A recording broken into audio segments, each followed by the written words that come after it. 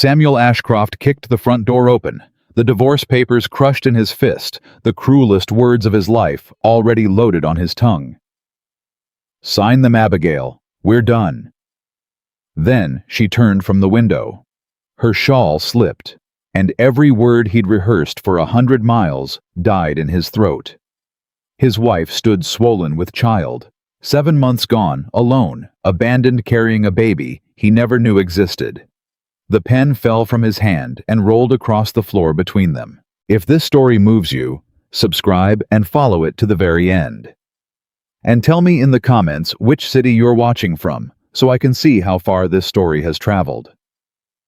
The stable boy got to the gate before Samuel did. "You'd be Mr. Ashcroft." The boy couldn't have been 15. He looked up at the rider with no fear in him, and no welcome either. "Reckon I know the face. There's a portrait in the hall you ain't burned yet." "Take the horse." "I'll take him." The boy didn't move. "Miss Abigail know you're comin'." "No?" "Didn't reckon so." He spat to the side. "Folks around here'd have warned her." Samuel swung down. "And why's that? 'Cause folks around here like her." The boy took the reins. "And nobody much likes the man what left her." Samuel let that land and walked on. He'd ridden 7 months and 100 miles to be hated, and the hate had come early, and that was fine. It would make the rest easier. A man did the hard thing better when he knew he deserved no thanks for it. He climbed the steps. He had a key in his pocket. He'd carried it across half the country, but he knocked. The man who lived in this house had a key. He wasn't sure anymore that he was that man. Eleanor Briggs opened the door and the color went out of her face. "Mr. Ashcroft." "Mrs. Briggs." "We weren't told." 65 years old and built like a fence rail, the old woman planted herself square in the doorway. She did not step aside. In 2 years she had never once failed at a courtesy, and Samuel marked it. "What is it you've come for?" "My wife." "Your wife." She said it like there was a stone caught in it. "After 7 months." "After 7 months." "She's not well." "What's wrong with her?" "That ain't mine to say." "Then whose is it?" "Hers." The old woman's jaw set hard. "And if you've got a thimble of the decency your name's supposed to carry, you'll let her be the one that says it. You don't come back into a house you walked out of and start asking questions like you got a right to the answers." "I'm coming in, Mrs. Briggs." "I figured you would." She still didn't move. "I just wanted to look at you first. Wanted to see what kind of man rides off and leaves a girl to—" She stopped herself, pressed her lips white. "Never mind what. You'll see soon enough. God forgive me for opening this door." From inside the house, a voice, steadier than the old woman's. "Eleanor, let him in." Eleanor stepped back. As Samuel passed her, she caught his sleeve just for a second and spoke low and fast, and only for him. "You be gentle with her, or so help me, I'll put something in your supper. They won't be able to name at the inquest." He didn't answer. He walked down the hall toward the parlor, and his boots were loud, and his own heart was louder. She stood at the window with her back half to him, wrapped throat to wrist, in a heavy wool shawl in the hottest July anyone could remember. "Abigail." She turned. Thinner in the face, paler, shadows under her eyes that hadn't been there in December. But she stood the way she always stood, chin level, shoulders square the way her dead father had stood, and she looked at him with a calm that cut the legs out from under every word he'd practiced. "You've come a long way," she said. "I have. There's coffee, or my father's whiskey if you'd rather. I haven't touched it." "I don't need anything." "No," she said. "You never did." He made himself say it before the calm of her could unman him. "Abigail, you know why I'm here." "I expect I do." "I've brought papers." "Of course you have. Articles of separation, drawn proper by Pierce. They're fairer than you'd guess. The estate stays yours, that was never in question. There's a settlement besides. You'd want for nothing. You could live out your life here free of—" He stopped. "Free of you," she said. "Free of a marriage that's brought us nothing but grief." She looked at him a long moment. "Is that what it's brought us? Grief. We've buried more than most folks bury in a lifetime. And we did it without one kind word worth saying. You cried alone in this house, and I drank alone in mine. A marriage isn't two people mourning separately under the same roof." His voice climbed, and he hauled it down. "I came to set you free, Abigail. That's the whole of it. Letting you go was the only decent thing left in me. How noble." The first edge came into her voice, then turned away again like a blade caught in the light. "To ride 7 months too late to set me free. 7 months too? You wrote me 4 letters. She said it quiet, which was worse than loud. 4. In 7 months. I kept them. I read them till the creases wore through. And not once, Samuel, did you ask how I was living. You told me about the harbor, the price of cotton, the fog. You never asked how I was." "Abigail, you didn't ask because you'd already decided. You decided I'd be better without you. Then you lined up your facts to prove it the way you line up everything. Cold. From a distance. And now you've ridden all this way to hand me the proof in writing." She drew a breath. "Sit down. You've come far to do a hard thing. Sit while you do it." He didn't sit. He couldn't have said why. He stood there with the folded papers turned suddenly to lead inside his coat, and he looked at the shawl, and the thing that had been nagging at him since the doorway came up to the front of his mind. July. The hottest July in memory, and his wife wrapped to the throat in winter wool. "Abigail, why are you cold?" Her hands moved beneath the shawl, drawing it tighter. "I'm not cold." "Then why?" "Sit down, Samuel." "Take off the shawl." "No. Mrs. Briggs said you weren't well and wouldn't say what. If you're sick, I've a right to—" "You have no rights in this house." It came out fast, the calm splintering, and she caught it and pressed her lips and got it back. "You signed them away. They're in your coat.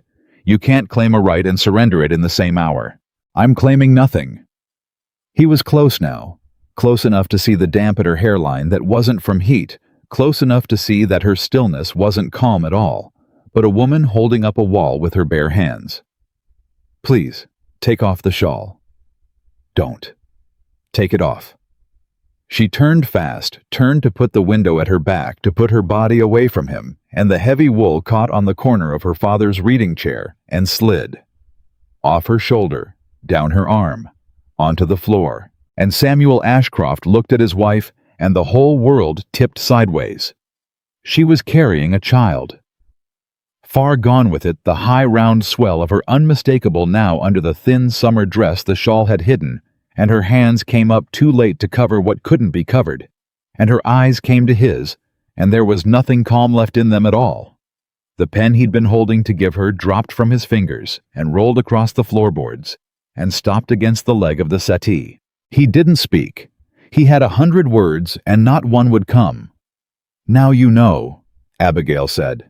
His mouth opened. "You came for my signature."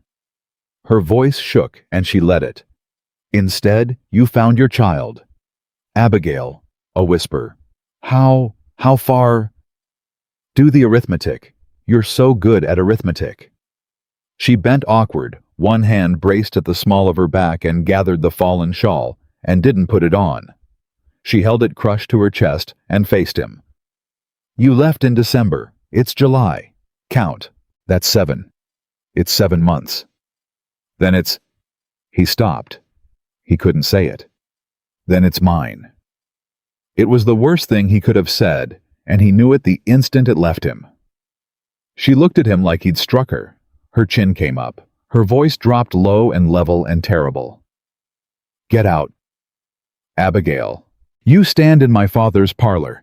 You look at a woman carrying a child she's carried alone 7 months alone in this house, with nobody but Eleanor and God, and the first thing your accountant's heart can find is to wonder whose it is."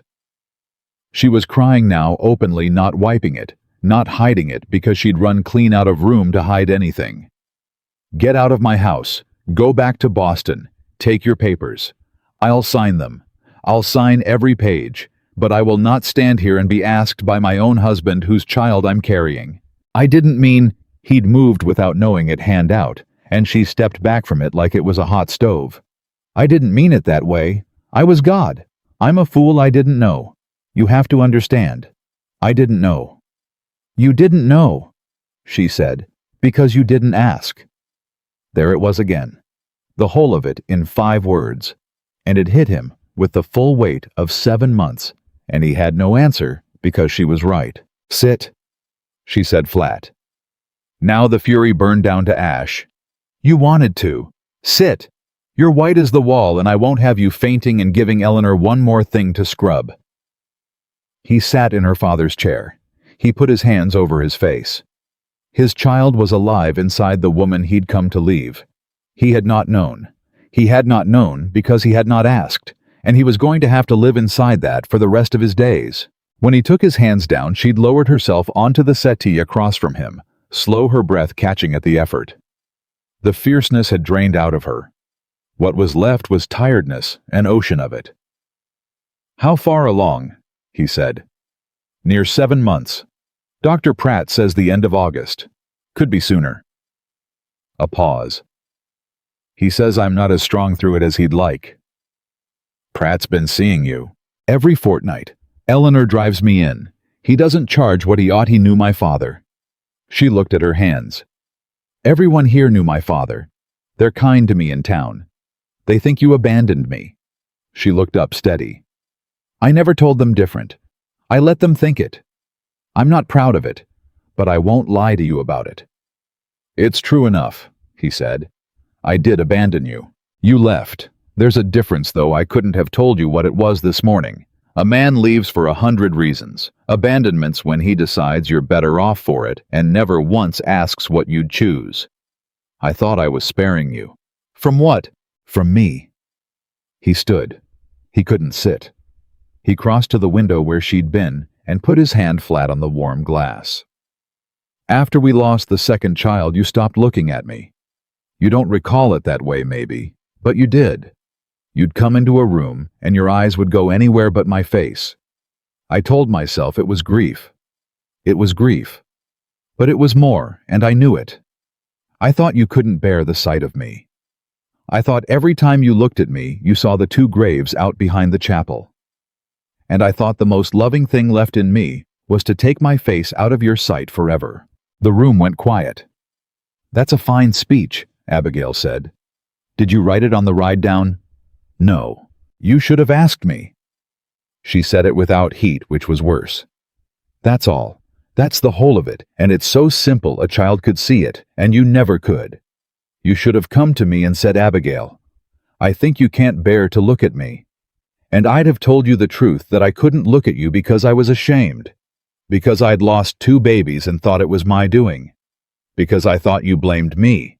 Not in words. You're far too careful for words. But I thought you looked at me and saw a wife who couldn't give you the one thing a wife's supposed to give, and I couldn't meet your eyes for fear of seeing it confirmed. Her voice shook and steadied. I wasn't turning from you because I couldn't bear you. I was turning because I couldn't bear myself. And you took my shame and decided it was loathing and packed your trunk on the strength of your own guess and went. He stood very still. I never blamed you, he said. Not once, not for one breath. I swear it before God. I half know that now.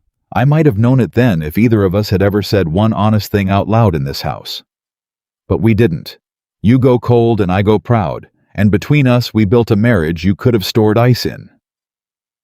She laughed a small, wet, broken sound and pressed the back of her hand to her mouth. And then you left. And 3 weeks after I started being sick in the mornings. And Pratt told me what it was. And I had to decide whether to write you. He came back and sat and leaned toward her elbows on his knees. You decided not to. I wrote you 4 times. His head came up. 4 letters, Samuel. The morning Pratt confirmed it, I wrote the first. I told you everything. That I was frightened. That I wanted you home. That, her voice caught. That I forgave you for going, and that we'd been given one more chance, and I didn't want to waste it being proud. Eleanor carried it to the post herself, with the Tuesday mail. And I waited. No answer. I told myself the post is slow, Boston's far. So I wrote again, and again. 4 times. And not one answer, and the man I married does not leave a letter unanswered. He's 100 cold things, but he is not careless." She wiped her face hard with the heel of her hand. "So I decided you'd read them. Read every word and chosen silence. I decided you knew I carried your child and didn't want it and didn't want me, and that your silence was your answer. And I stopped writing. And I told this whole county you abandoned me because as far as I knew you had twice over." Samuel had gone white again. "Abigail, I never had a single letter from you. Not one. After December, nothing. I thought you wanted me gone. I wrote my 4 because a man owes his wife the courtesy of knowing he still breathes. But you never answered those either, and so I decided the same thing you did. That you'd read them. That your silence was your answer." They looked at each other across the small space, and the same understanding came up in both faces. "Letters don't simply vanish, Samuel." "No," he said slowly. "They don't. 4 of mine to Boston. 4 of yours, you say, to here. Eleanor carried mine herself, every one she'd sooner cut off her hand than fail me." Her brow drew down. "Who handles your post at the house in Boston? Who takes it in sorts, it decides what reaches you?" He didn't answer right away. Something moved behind his eyes, and his jaw tightened, and his hands curled slow into fists on his knees. "Somebody does," he said at last, very quiet. "Somebody in that house has handled every letter through my door for 30 years. "Then somebody could have burned 8 of them," Abigail said, "and we'd never have known they came." The silence after that was a different kind. It was 2 people seeing the shape of a thing done to them in the dark by a hand they hadn't thought to suspect. "Don't," she said before he could speak. "If I'd had even one of your letters. Don't, Samuel. I'd have ridden through the night. I'd have—" "Stop." Sharp enough to cut him off. She pressed both hands flat to the swell of her belly, breathing through something, and when she spoke again, each word came down like a stone laid in a wall. "Listen to me. I am too far gone with this child to live on what would have happened. A woman in my state cannot afford, if only. It will tear her apart, and the child with her. So you will not sit in my father's chair and torture us both with letters we never got. They didn't come. That's the fact. We are where we are. And where we are is this: you came today to end our marriage, and you are about to be a father, and I do not yet know what either of those things means, and I am very tired." He held still a long moment. "Then I won't speak of the letters," he said. "Not now. But I'll learn the truth of it. When I go back. When you go back." The words stopped him cold. He heard in his own mouth the thing he hadn't known he was still carrying, that this was a visit that he would return to Boston and his ledgers and his quiet, murderous house, and he heard how it sounded to a woman sitting there carrying his child. "I'm not going back to Boston," he said. "Not without you. You said that at the altar. You said you'd never leave." She didn't raise her voice. "I won't weigh a marriage on what you mean in the heat of a moment. You've meant things before." It landed exactly where she aimed. He took it. "That's fair. I know it's fair. Then hear what I'm asking, and judge what it's worth, and don't take it on faith I haven't earned faith." He leaned in. "I'm not asking you to forgive me, not to love me or look at me or stop being angry. You've earned your anger, and I'd think less of you if you gave it up cheap. I'm asking one thing. Let me stay. Not as your husband. As a man with a duty to you and that child who means to do it. Let me stay till it's born. Let me see you safe through. Let me make myself useful and ask nothing back. And when it's over, if you still want me gone, I'll go. I'll sign whatever you put in front of me. Estate in your name. Settlement on the child, and I'll never trouble you again. But don't make me ride back to Boston and sit in that house counting weeks till word comes whether you and the baby lived." She didn't answer right away. She looked at him a long time, and he sat under it and didn't look away, which cost him, because Samuel Ashcroft had spent his whole life looking away from what frightened him. "You'll sleep in the East Room," she said finally. "Off the kitchen, not upstairs. Eleanor's room is next to it, and the walls are thin, and she sleeps light, so don't get notions about a husband's rights." "I won't." You'll do as Pratt says, and as I say, and as Eleanor says in that order, and her order's above yours, so don't argue, she'll win. All right. You'll tell no one in town who you are. As far as Spotswood County knows, my husband abandoned me, and I'll thank you not to embarrass me by turning up in church at my side before I've decided what we are. All right. And understand this clear. Her voice changed. It went very quiet, and the fierceness came back into it, a different kind. Now older, harder earned. I am not letting you stay because I've gone soft. I haven't. I'm letting you stay because I am 7 months gone, and not strong, and Eleanor is 65, and the nearest doctor is an hour's drive, and a woman in my state is a fool to turn away 2 more hands in the house. That's all this is. I'd take a hired stranger on the same terms if I trusted him, and I trust you about as far as I trust Virginia weather. So don't mistake my arithmetic for my heart. My heart's not in this. My heart can't afford to be. I understand. I don't think you do. She held his eyes. If you stay and make me lean on you, make me start to think this child will have a father and then you leave again. If you do that to me, if you do that to this baby, I will not survive it. I mean that as plain as I have ever meant anything. So before you unsaddle that horse, ask yourself honestly, the way you've never once been honest with yourself, whether you've got it in you to stay through the hard part and not just the easy. Because I have buried 2 children and my father and the better part of my faith in you, and there is not enough heart left in me to lose you twice. Samuel sat still. Then he stood and crossed to her and didn't touch her. He hadn't earned that, but he went down on one knee at her father's settee, so his face was level with hers. I've been a coward my whole life, he said. I dressed it up as caution and called it sparing you and called it duty, and it was none of those. It was fear. I was afraid to grieve our children out loud where you could see, so I grieved them cold and alone and let you think I didn't care. I was afraid you despised me, so I left before you could say it. I've spent my whole life walking out of rooms 1 minute before the hard thing got said in them. He drew a breath. I'm done with it. I don't know how to be the other kind of man, the kind that stays. I've never practiced. I'll do it badly. I'll get it wrong 50 times. But I'm going to learn it in this house with you and that child, or I'll die trying, and I will not leave another room 1 minute before the hard thing's been said in it. That's all I've got. Weigh it however you want. Abigail looked at him. She didn't take his hand.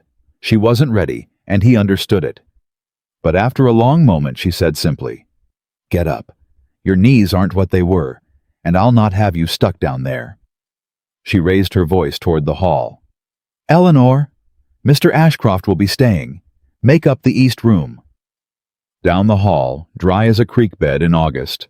Will he now? And bring him the whiskey after all. He's had a shock and he looks it. Eleanor appeared in the doorway, drying her hands on her apron, and she fixed Samuel with a look that would have stripped paint. East room's got a draft and a bad window and a mouse I ain't caught. Suits you fine. It'll do, Samuel said. It'll do. She repeated, like he'd said something rich. 2 years, she carried this place alone, well near enough alone, and the last 7 months altogether sick as a dog, half of 'em. And you'll lie in a drafty room and tell me it'll do.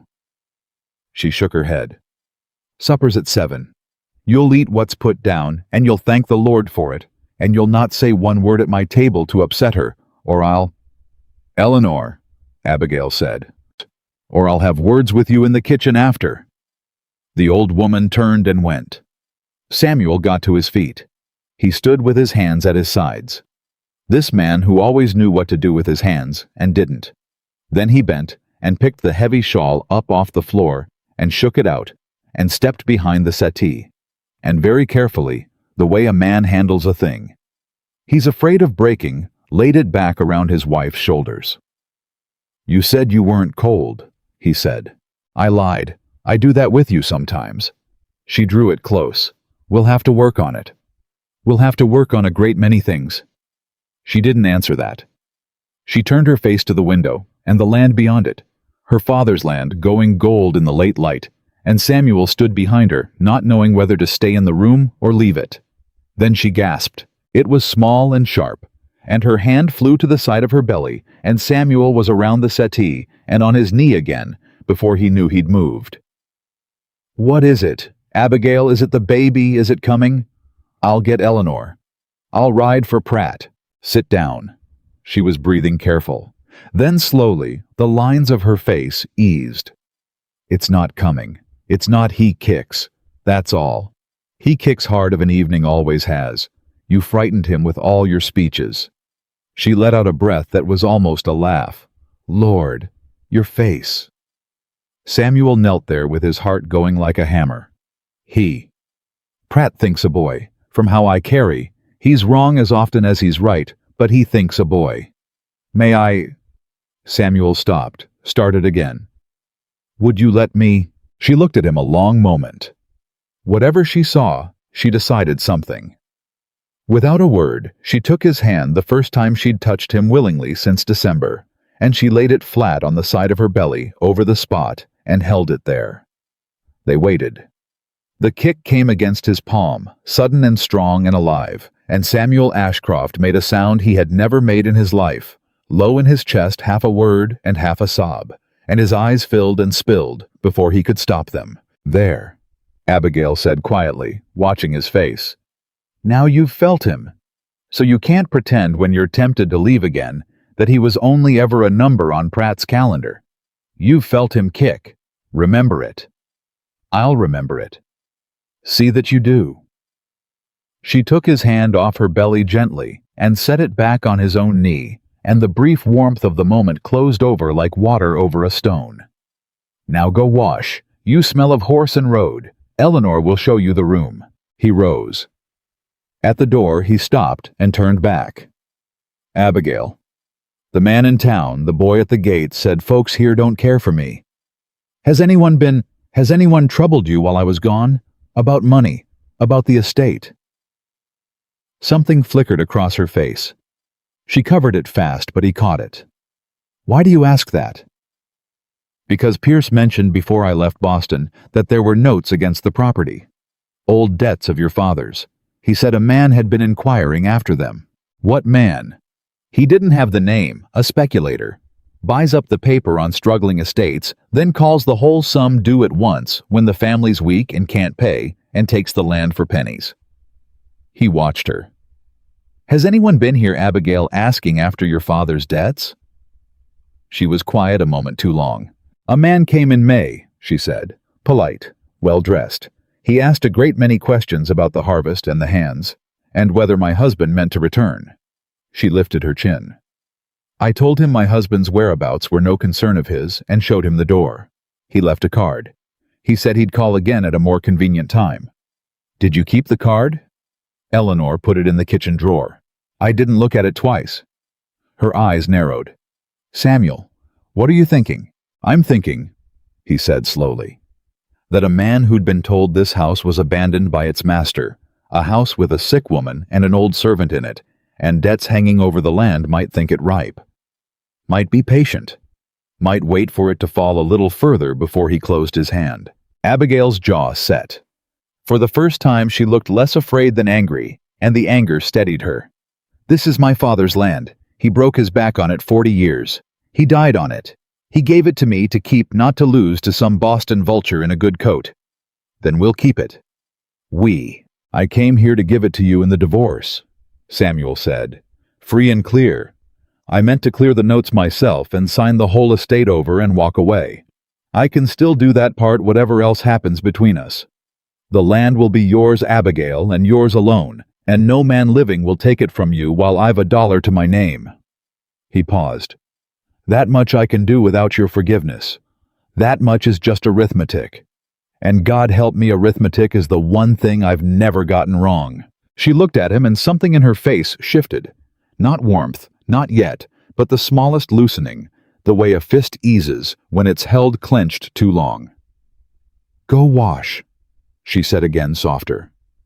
"We'll talk about the card after supper. Bring your ledger cents to the table. It seems we'll have a use for it after all."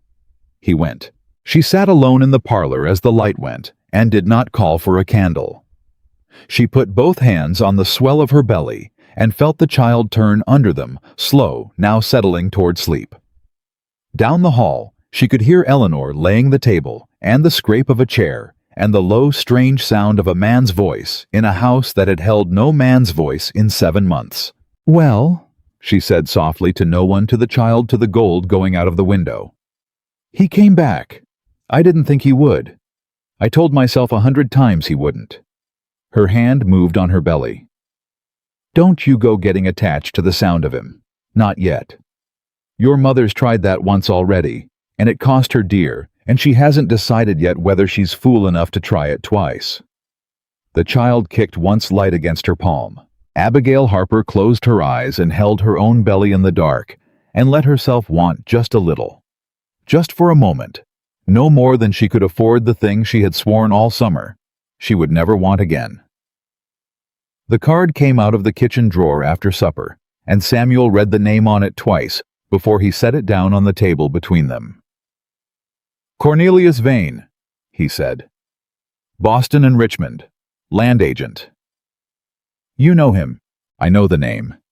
Pierce mentioned it once the way a man mentions a dog that bites." He turned the card over. There was nothing on the back. "He doesn't farm, and he doesn't build. He waits. He finds a piece of land with a weak hand holding it, and he buys up every debt against it quiet from a dozen different lenders till he holds the whole note. Then he calls it due, all at once. And when the family can't pay, he takes the land at the courthouse steps for 1/10 of what it's worth." Abigail sat very straight. "How much does my father owe?" "I don't know yet. That's the first thing I'll find out." "How much, Samuel? Don't manage me. I've had a belly full of being managed." He looked at her and decided she was right and gave it to her plain. "When your father died, Pierce put the debt near $4,000, spread across 3 lenders in Richmond. I cleared one of them myself the spring we married. You didn't know that, and I didn't tell you because your father asked me not to. He didn't want you to know how close it had come." Her face didn't move, but her hands found each other in her lap and held on. "So I owe you," she said. "You don't owe me anything. $4,000 in a debt my father carried to his grave, and you cleared part of it and never said. That sounds like owing to me." "It sounds like a husband doing what a husband does," Samuel said. "Don't make it a ledger entry, Abigail. Not that one. You're the ledger man, not me." But there was no real bite in it. She turned the card with one finger.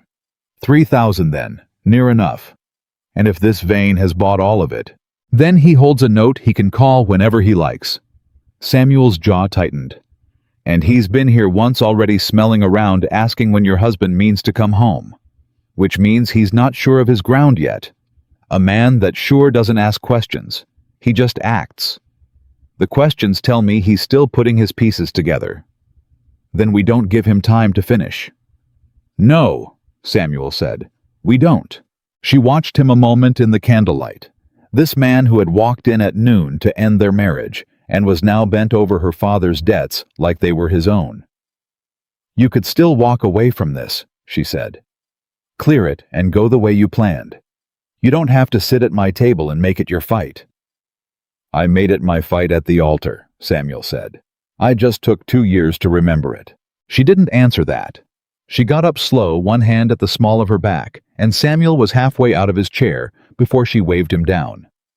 "Sit. I'm with child, not crippled.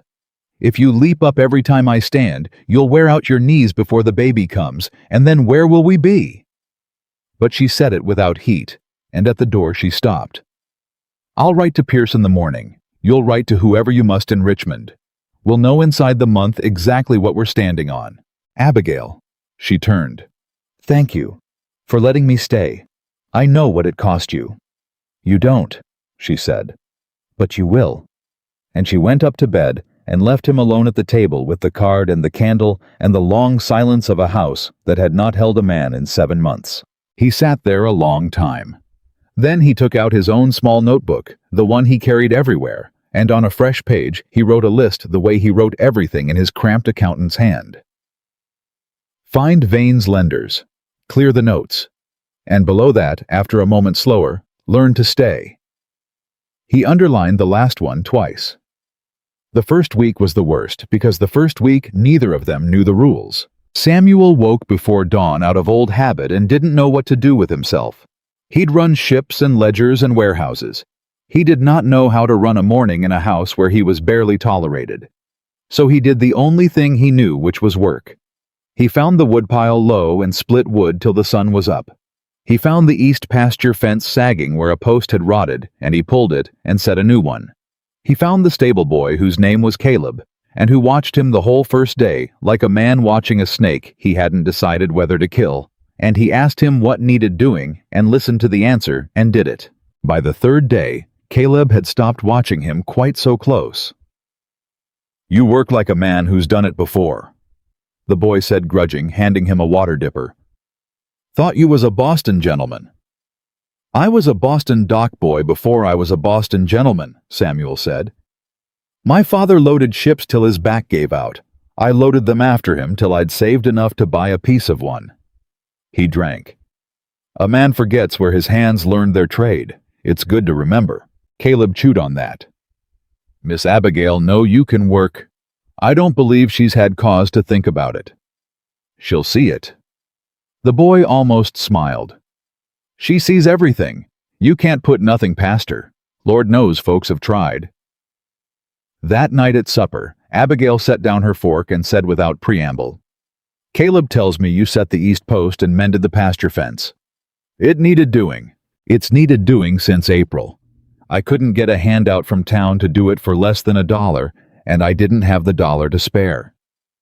She picked her fork back up. "Don't take that as thanks. Take it as a fact." "I'll take it however I can get it," Samuel said, and for just a second the corner of her mouth moved, and then she caught it and put it away, and they finished the meal in a silence that was for the first time not quite hostile. The letters from Richmond began to come back in early August, and they were worse than Samuel had feared. He read them at the kitchen table by the morning light, while Eleanor worked the stove behind him, and he went so still over the third one that the old woman turned around. "What is it?" she said. Not asked. Said. "Vane's got all of it." Samuel set the letter down. "Every note against this land. He bought the last of it in June, 2 weeks after he stood in this parlor, and asked when I was coming home. He bought it knowing I wasn't here, knowing the house was weak." His hand flattened slow on the table. $3,200, and he's filed papers in Richmond to call the whole sum due on the 1st of October. Eleanor put down her spoon. October. That's 8 weeks. That's 8 weeks. Samuel looked up at her. "And the baby's due the end of August. Pratt says maybe sooner. Which means Vane'll come to call the note at the exact worst hour of Abigail's life. A new mother week from the birth, a baby at the breast, and a courthouse summons on the table." His voice had gone very quiet and very cold, and Eleanor took a half step back from it. "He planned it that way. The dates aren't an accident. He waited for her to be carrying so she'd be down when he struck." Eleanor's face had gone gray. "You can't tell her that." "I have to tell her." "You will not." The old woman crossed the kitchen and put both fists on the table and leaned into his face, 65 years old, and not afraid of him in the least. "You listen to me, Boston. That girl has held this house up with her 2 hands and her stubborn back for 7 months while you played the merchant prince 300 miles north. She's lost 2 babes already. 2. And Pratt says she ain't strong, and a woman that ain't strong can lose a third if she's frightened bad enough at the wrong time. You go up them stairs and tell her a man's coming to take her father's land the week she gives birth, and you might as well take the baby's life in your own 2 hands. Her voice cracked, but her eyes didn't. "You want to make it right? Make it right quiet. Fix it before she ever has to know how close it came. That's what a man who stays does. He don't unload his fear on a woman who can't carry it. He carries it himself." Samuel looked at her for a long moment. "You love her," he said. "I birthed her," Eleanor said. "Her mama died doing it, and I caught her in these 2 hands, and I have stood between that girl and the world every day of her life since, and I will stand between her and you if I have to husband or no, now." What are you going to do about Vane? I'm going to pay it. Samuel folded the letter. 3,200. I can cover it. It'll take most of what I have liquid, but I can cover it. I'll write Pierce today and have him draw the funds, and I'll clear the whole note before October, and Vane will never set foot on this land again. Eleanor straightened slow. Something in her face eased. Just like that. Just like that. Then why? She said, watching him. Do you look like a man who's just found a second snake in the same boot? Samuel didn't answer right away. He picked the letter back up and read the last lines again, the part he hadn't said aloud. Because Vane's no fool, he said finally. A man like that doesn't spend $3,000 buying up notes on a piece of Virginia farmland just to be paid back at face value. There's no profit in it. He bought this debt to take the land, not the money. So when I pay him off, and I will, he's going to lose what he came for. And a man like Vane doesn't lose what he came for and tip his hat and ride away. He set the letter down. He'll look for another way in. And the first place he'll look is the weakest seam in the whole house. Eleanor's eyes narrowed. Which is, the marriage, Samuel said quietly. A husband who abandoned his wife. A wife who told the whole county he did. There's no record anywhere that I've come home, Eleanor. As far as the law in Spotswood County know, Abigail Ashcroft is a woman alone, deserted by her husband, with no man's name standing behind her land. He looked up. If Vane can't take the land for debt, he'll try to take it some other way. And a deserted wife with a shaky claim and a dead father is the easiest mark in the Commonwealth of Virginia. The kitchen was silent, except for the pop of the stove. Then you'd best stop being a secret, Eleanor said. Yes, said Samuel. I'd best. He found Abigail in the garden where she went most mornings now before the heat came up, moving slow between her mother's old roses, with a basket she wasn't really filling. He told her about the note. He told her about October. He did not tell her what Eleanor had forbidden him to tell her, the part about the dates, about Vane choosing the week of the birth on purpose. But he told her the rest, and he told her he meant to pay it, and he watched her take it, the way she took everything square in the chest, chin level. You'll spend your own money to clear my father's debt, she said. I'll spend it to clear our debt. We're still married, Abigail, whatever else we are. Your father's debt is mine in the eyes of the law, and always has been. And when we're not married, when the papers are signed, then it'll be a gift, and you'll have to live with having taken it, and I'll have to live with having given it, and those are easy things to live with compared to most. He paused. There's something else, and you won't like it. I haven't liked a single thing you've said since you walked through that door. Why start now? I have to stop being a secret. He said it plain. Vane thinks this house is a deserted woman alone. As long as he thinks that you're a target. The day he learns your husband's home, and standing behind your land, you stop being easy. I need to be seen, Abigail, in town, in church, as your husband. Or this won't be the last man who comes sniffing after your father's land, thinking there's no one here to fight for it. He watched her face close like a door. No. Abigail, you don't understand what you're asking. She set the basket down hard. I told this whole county you left me. Every soul in Spotswood thinks Samuel Ashcroft abandoned his pregnant wife and ran back to Boston. They've been kind to me on the strength of that story. The women bring me bread. Pratt cuts his fee. The minister prays for me by name. And now you want me to walk into church on your arm and have every one of them understand in one breath that I lied to them. That my husband was here all along, or come home, and I never said. They'll think... Her voice caught. They'll think I'm a liar or a fool who took back the man who left her, and either way, they'll never look at me the same. They'll look at you, Samuel said, as a woman whose husband came home, which is the truth. 7 months late. 7 months late is still home. He stepped toward her. Abigail, I'd carry your shame for you if I could. I'd stand up in that church and tell every soul in it that the fault was mine, that I left, that you did right to say so, that any lie you told was a lie I forced into your mouth by leaving. I'll say exactly that if you'll let me. Let them hate me. Let them think whatever they want about me. But let me stand between you and the next Cornelius Vane, because there will be a next one, and the one after that as long as you're a woman alone in their eyes." She turned away from him toward the roses and stood with her back to him a long time, and he let her because he was learning slowly when to fill a silence and when to leave it be. "Sunday," she said at last, not turning around. "We'll go Sunday, and you'll do the talking since you're so eager. And Samuel—" Now she turned. "When they cut me to ribbons after when the women stop bringing bread and start whispering, you'll be the one who made me do it. I want that understood between us. Whatever this costs me, it's on your account, not mine." "On my account," he agreed. "Everything's on my account. I've a long ledger to pay down." "Yes," she said. "You do." But she didn't sound quite as angry as her words, and when she went back to her roses, she let him carry the basket. Sunday came hot and bright, and they rode into town in the wagon with Eleanor between them, like a chaperone, and Samuel felt the whole congregation turn to look the moment he handed Abigail down from the seat. He'd been right that they'd stare. He'd been wrong about what would come after. He had braced for a fight. He had rehearsed on the ride in the words he'd say to the minister and the men on the church steps, the whole careful speech taking the blame onto himself. He never got to give it.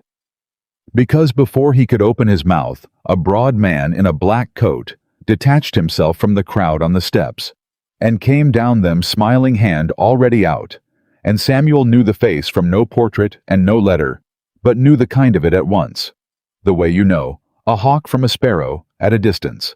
"Mr. Ashcroft," the man said warmly, "what a very great pleasure. We'd near given up hope of ever meeting you.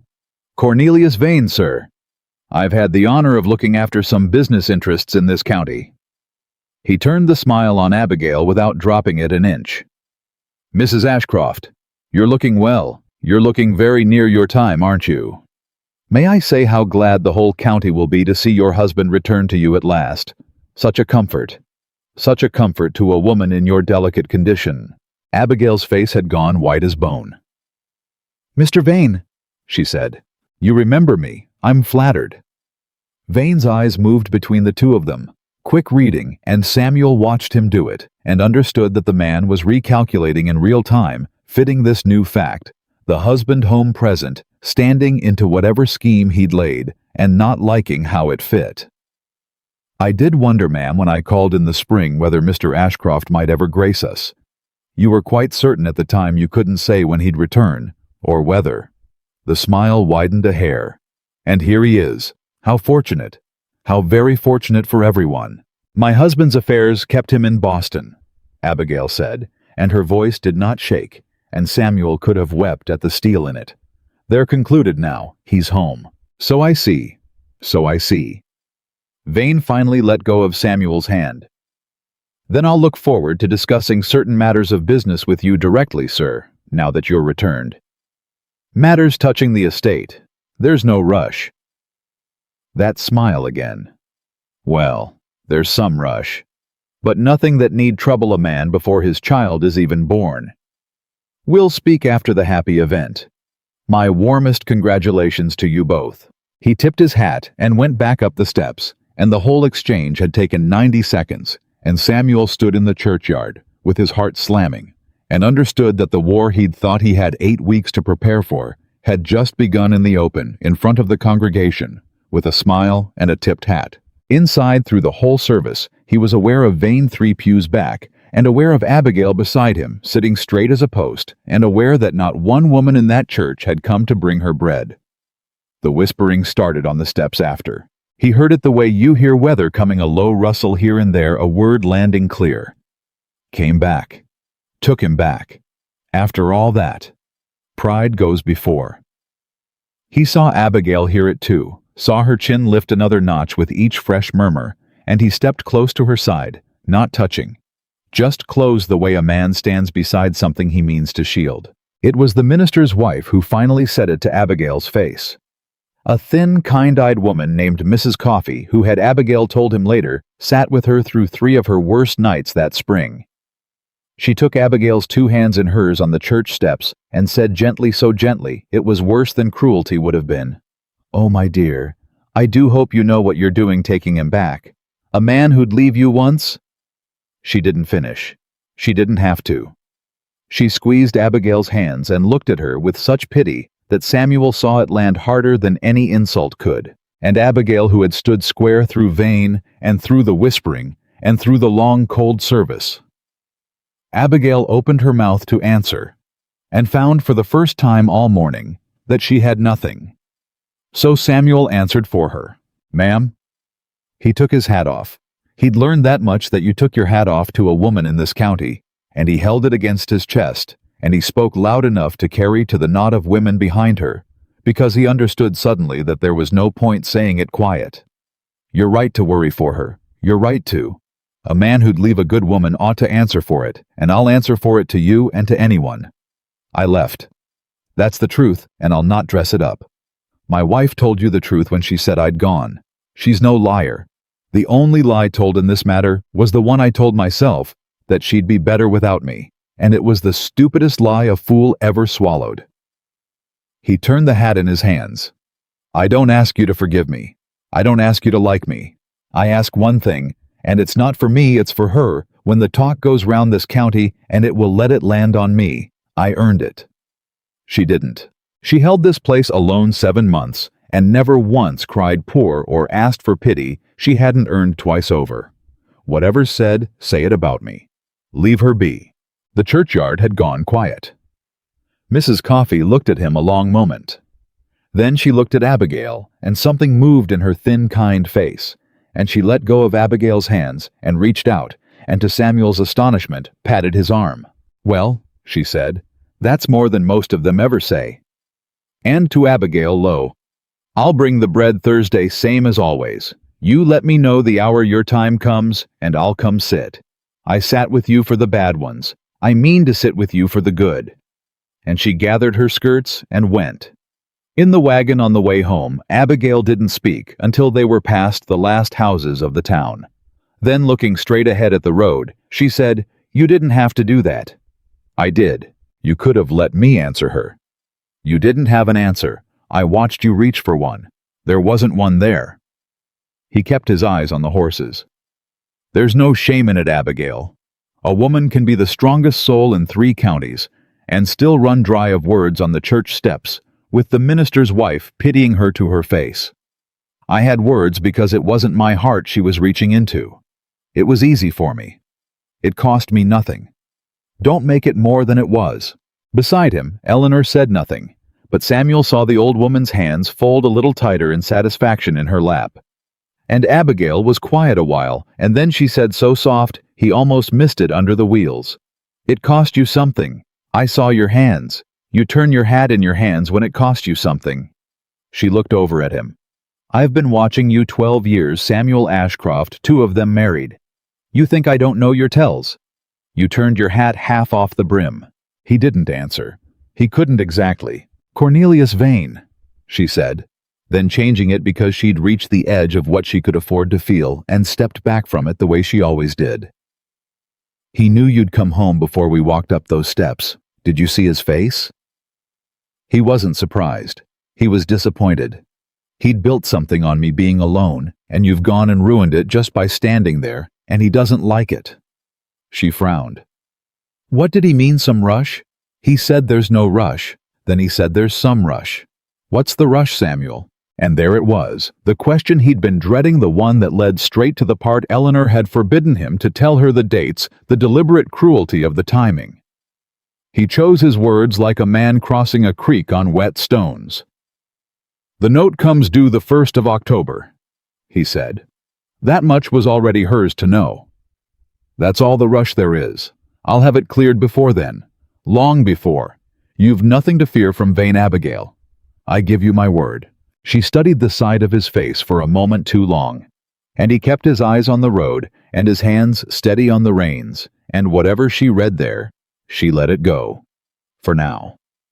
The middle of August brought the heat that broke things, men's tempers, horses' patience, the resolve of women carrying children through their last weeks, and it brought on a Tuesday the letter from Pierce that Samuel had been waiting for and dreading both. He read it standing in the yard where the post had found him, and he read it 3 times, and then he went very still in a way that Caleb, watching from the stable door, said later, put him in mind of a man who'd heard ice crack under his feet on a pond.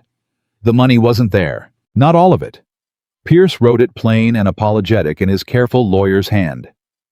The funds Samuel believed he held liquid in Boston were tied up a shipping venture he'd put his capital into the spring before 2 vessels and their cargo, due back from the Indies in June, were overdue. Long overdue. The kind of overdue that in the language of the wharves meant the sea had likely taken them. Until they came in or were declared lost.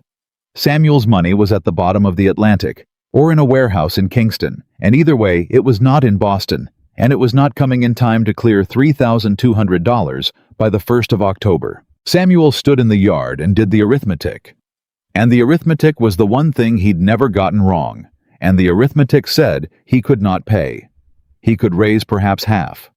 He could sell the Boston house, but not in 8 weeks. A forced sale that fast would fetch a fraction, and even a fraction couldn't be turned to cash by October.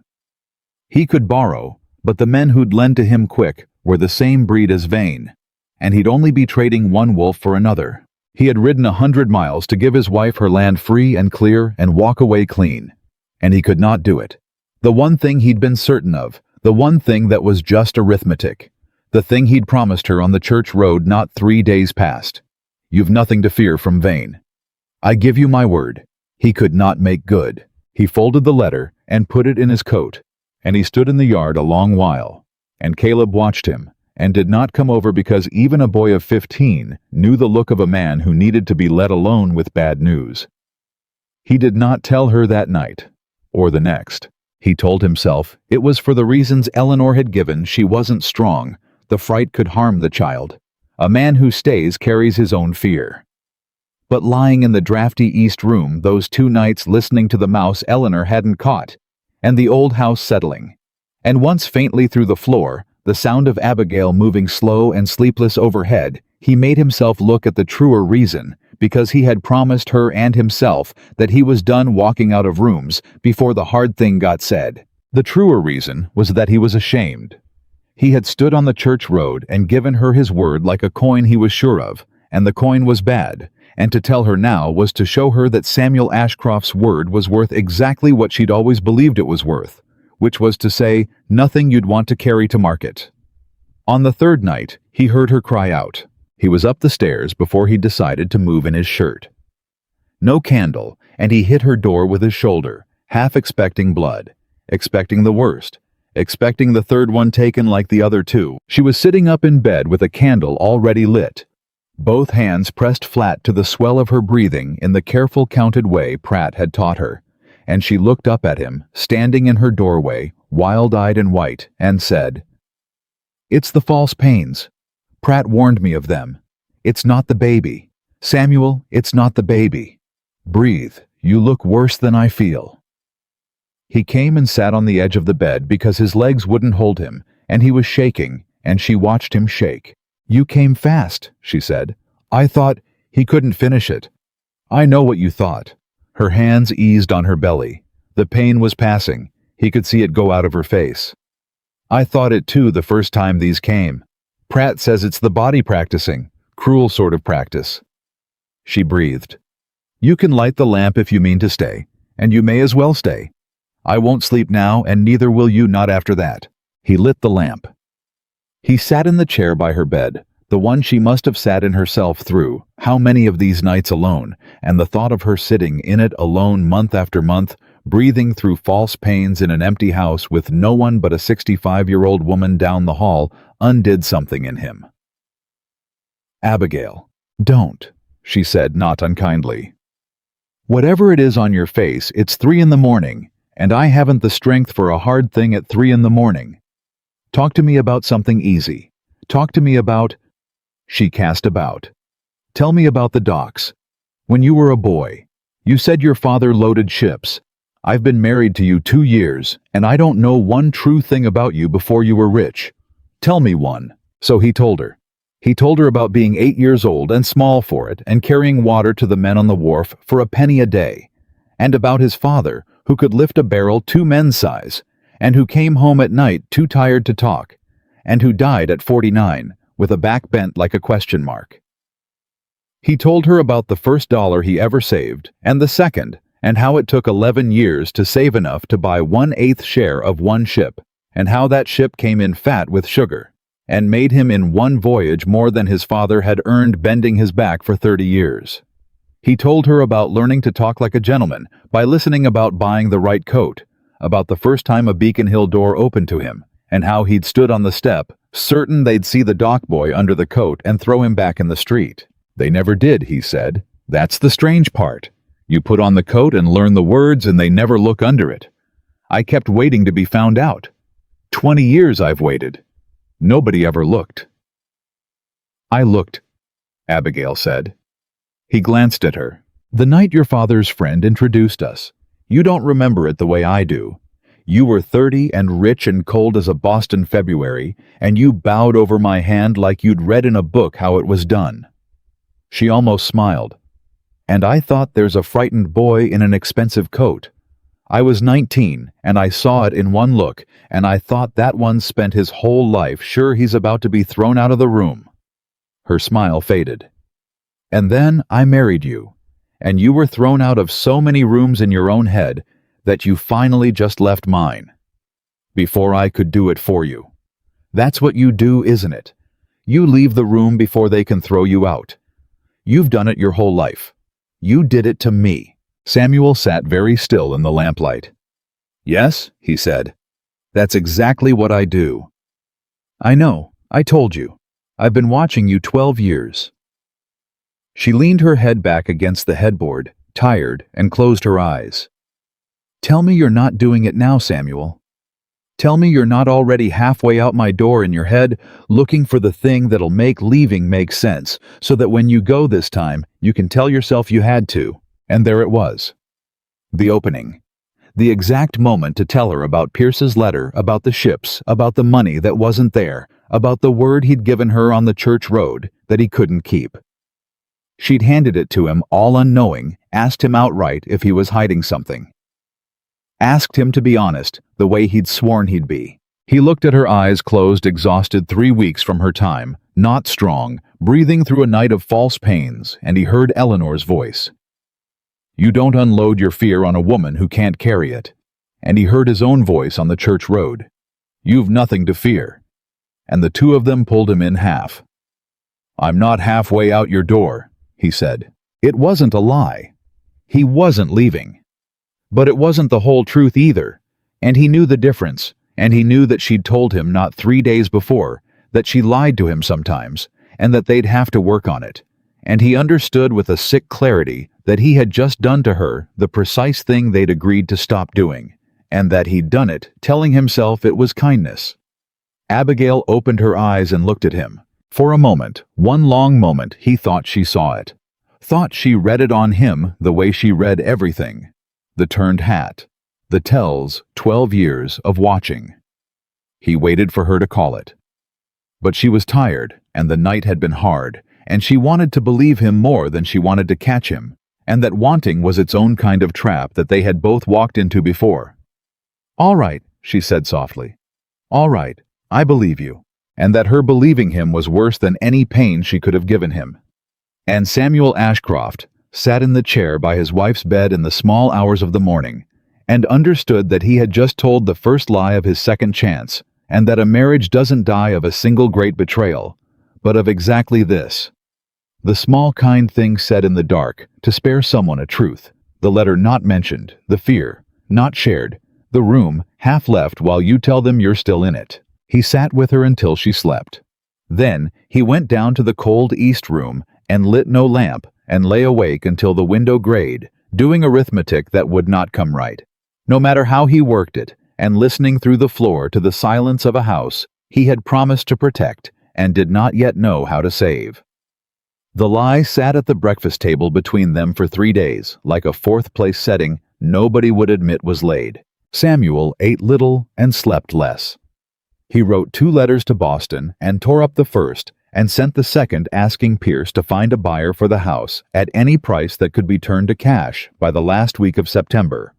And he knew, even as he sealed it, that no honest sale moved that fast, and that the men who moved that fast were not honest.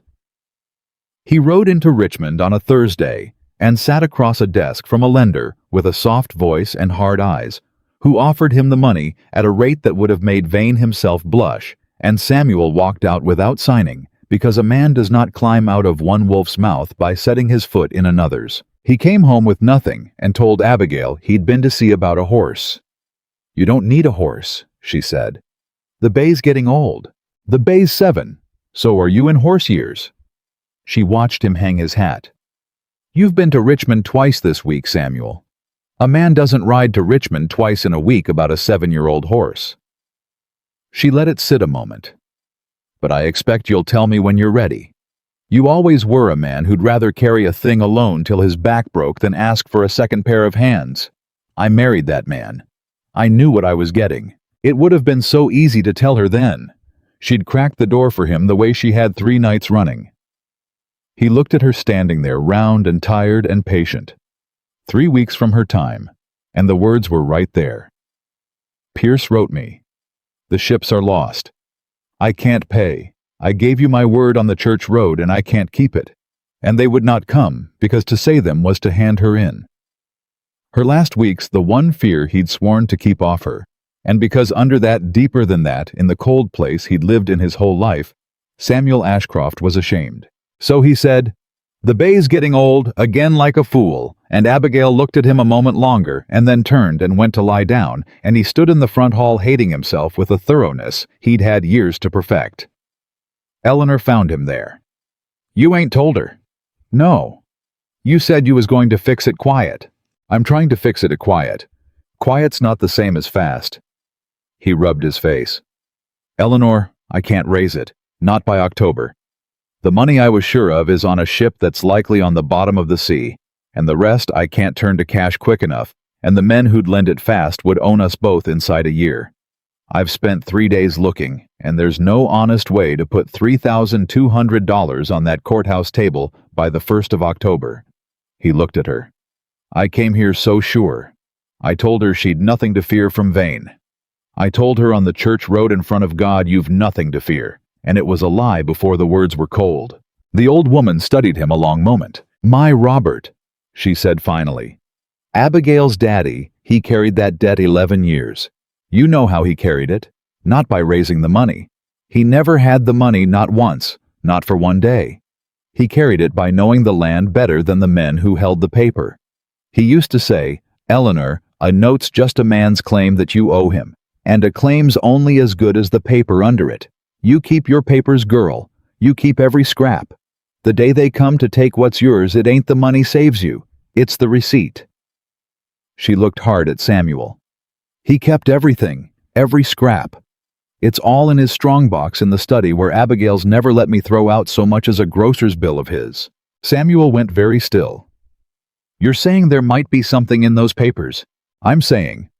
Eleanor said that if a man's going to take this family's land, the man who built this family kept 40 years of reasons he can't. And the only person in this house who's read every scrap of Robert Harper's papers is his daughter. So maybe instead of riding to Richmond to crawl to wolves, you ought to go ask your wife what's in her own father's box.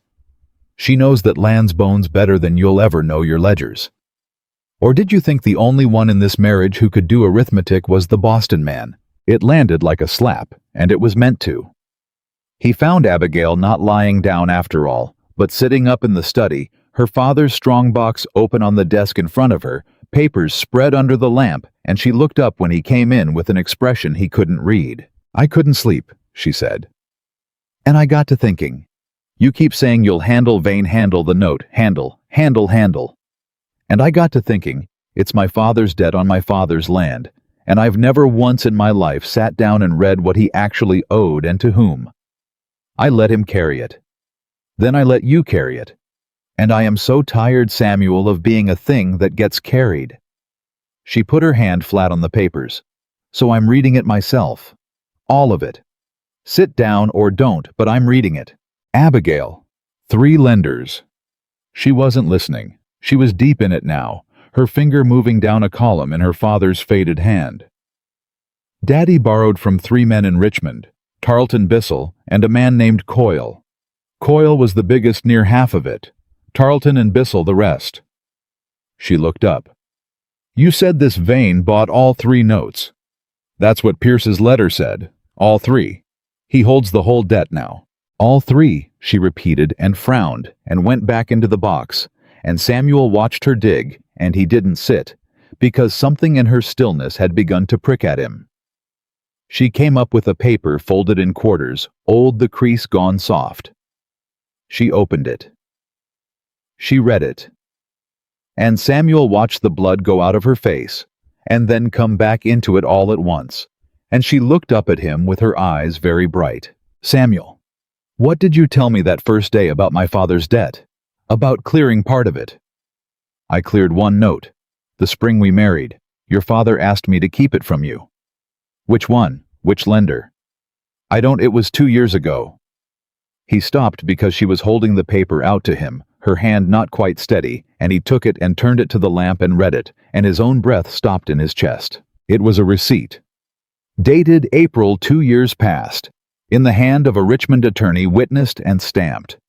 It acknowledged payment in full from Samuel Ashcroft of the note held by one James Coyle against the Harper estate, the largest of the 3, near half the whole debt, principal and interest satisfied and discharged.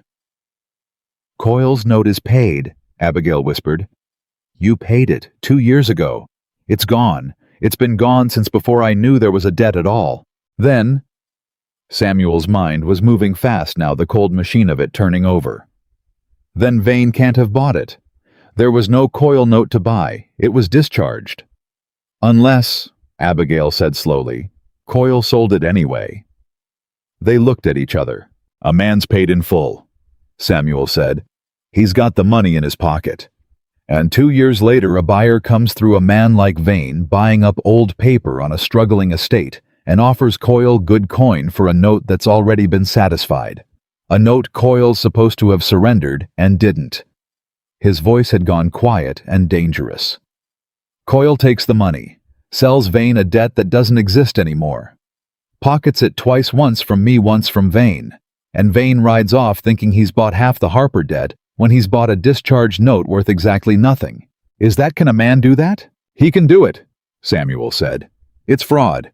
It's plain fraud, and if it's discovered, Coyle hangs for it or near enough, and the note's void. The question is whether Vane knows. He was turning the receipt in the lamplight, and Abigail saw his hands and saw that they were steady, which she had learned meant the opposite of calm. If Vane bought it knowing it was paid, if he and Coyle cooked it together to swell the debt and frighten you, then they're in it together and we can break them both.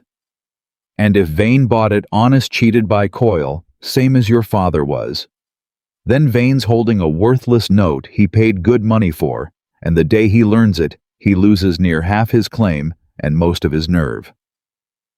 He set the receipt down with great care, as if it were made of glass. Either way, Abigail, either way, this paper just cut Vane's claim in half, and the half that's left Tarleton and Bissell near $1,600 that I can raise, that I can put on the courthouse table by October if I sell the Boston house at a loss and don't blink. 1,600 I can do. 3,002 would have sunk me. 1,600 I can do. Abigail sat very still in the lamplight, the open strongbox in front of her, her father's 40 years of kept paper spread under her hands. My father, she said softly. He told you to keep that receipt safe and say nothing, and you did. For 2 years. You forgot you even had it. Her voice was strange. You saved this land 2 years ago and didn't know it. The thing that breaks Vane, you did it before you ever knew Vane's name. Before you left me. Before any of it. She looked up at him, and there was something in her face he couldn't name. You're not a man who saves people on purpose, are you, Samuel? You do it by accident in the dark, and then you ride away before anyone can thank you. You've been doing it our whole marriage, and I never saw it because you never once let me see it. Samuel didn't answer. He couldn't. Because she was looking at him the way she used to look at him before the second grave, before the cold settled in the way a wife looks at a husband. And it had been so long since anyone had looked at him like that he didn't trust it, and his old instinct rose up in him, the instinct to leave the room before the warmth could be taken back, and for once he fought it down and stayed. "There's something I have to tell you," he said. It was the moment. He'd found it. The lie about the money. The lost ships, the Richmond rides, the church road promise he'd thought he couldn't keep. All of it had just changed, because if 1,600 was all he needed, then the worst of the fear was gone, and he could tell her now without breaking her. Could come clean about the lost ships and the broken word, and walk back into the honesty he'd sworn to and stepped out of. But Abigail was already reaching back into the strongbox, pulling out the next folded paper, her mind running ahead of his, and she opened it and went still in a way that was entirely different from before. "Samuel," she said, "whose hand is this?" "What?" She turned the paper to him. It was a letter, but not to or from her father. It had been folded inside one of Robert Harper's old land surveys, tucked away forgotten, or hidden a single sheet in a small, cramped, careful hand. And Samuel knew that hand, the way he knew his own, because he had read it on grocery accounts and household ledgers and Christmas lists for 30 years of his life. "That's Beatrice Holloway's hand," he said. "Your Boston housekeeper. The one who handles all your post." Abigail's voice had gone flat. "What is a letter in your Boston housekeeper's hand, doing folded inside my dead father's land survey, in a strongbox in Virginia, that hasn't been to Boston in 2 years?" Samuel took it. He read it. And the floor of the world for the second time that summer went out from under him. It was addressed to no one by name. "Dear Sir," it began, and it was dated the previous spring, March, 3 months after Samuel had left for Boston. It was short, it was businesslike, and in Beatrice Holloway's neat, careful hand, it informed the unnamed gentleman that the situation he had inquired about remained as she had described, that Mr. Ashcroft had quit the Virginia property and returned to Boston with no intention of going back. That the marriage was in all but name dissolved. That Mrs. Ashcroft was alone on the estate with only an old servant. That the late Mr. Harper's debts remained unpaid and the property poorly defended. And that in Mrs. Holloway's considered opinion, a patient gentleman of business would find no obstacle and a great deal of opportunity, and that she remained as ever his obedient servant, and would continue to see that no correspondence passed between husband and wife to disturb the present favorable arrangement. Samuel read it twice. Then he set it down on the desk very gently, and he put both hands flat on the desk on either side of it, and he bowed his head, and for a long moment he didn't speak at all. "She didn't just hide the letters," Abigail said, watching him. "Your housekeeper. She didn't just keep us apart out of spite. She sold us. She sold the state of our marriage to a stranger. She told him we were finished, told him I was alone and weak, told him the land was undefended, and she promised to keep us from writing to each other, so the story would stay true." Her voice was shaking now, not with grief, but with a cold, rising fury. "Samuel, who is the gentleman? Who was she writing to?" He raised his head. "There's no name," he said, "but there's only one man it could be. There's only one patient gentleman of business who came to this county asking after a struggling estate and a deserted wife and an unpaid debt." He met her eyes. "Beatrice Holloway has been feeding Cornelius Vane for a year. She hid your letters and mine, not out of snobbery. Not only that, she hid them because Vane was paying her to keep us apart. A married couple reconciled is a defended estate.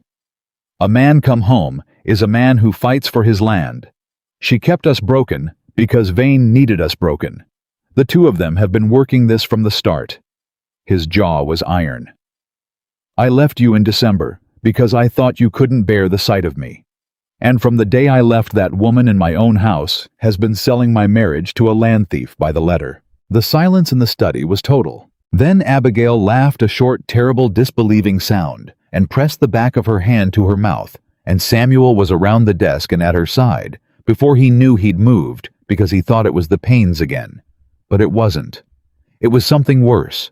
It was a woman who'd held herself square through 7 months of abandonment, finding out that the abandonment itself had been engineered, bought and sold, that the loneliest year of her life had been a thing arranged for profit by 2 strangers in good coats. "Don't," she said when he reached for her.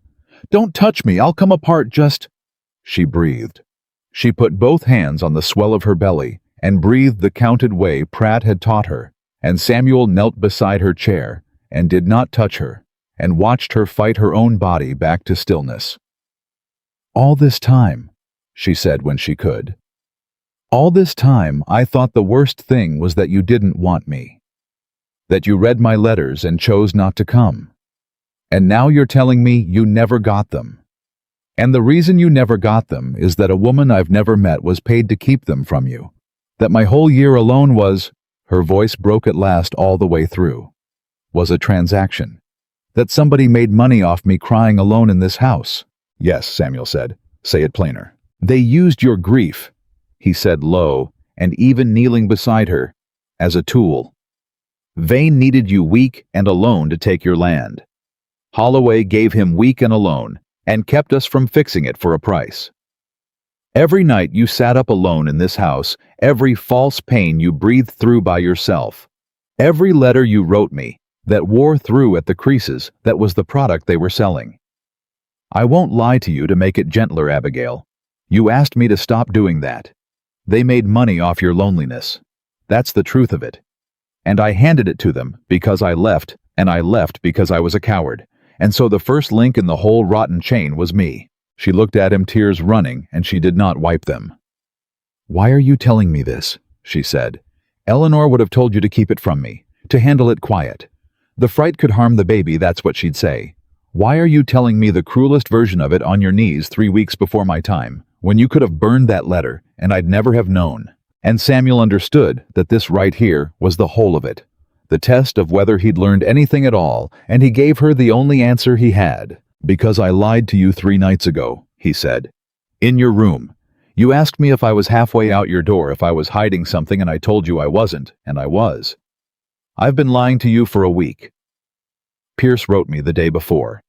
The ships I'd staked my money on are lost, near certain lost, and the money I swore to you on the church road, the money I said would clear Vane and keep you safe, I don't have it.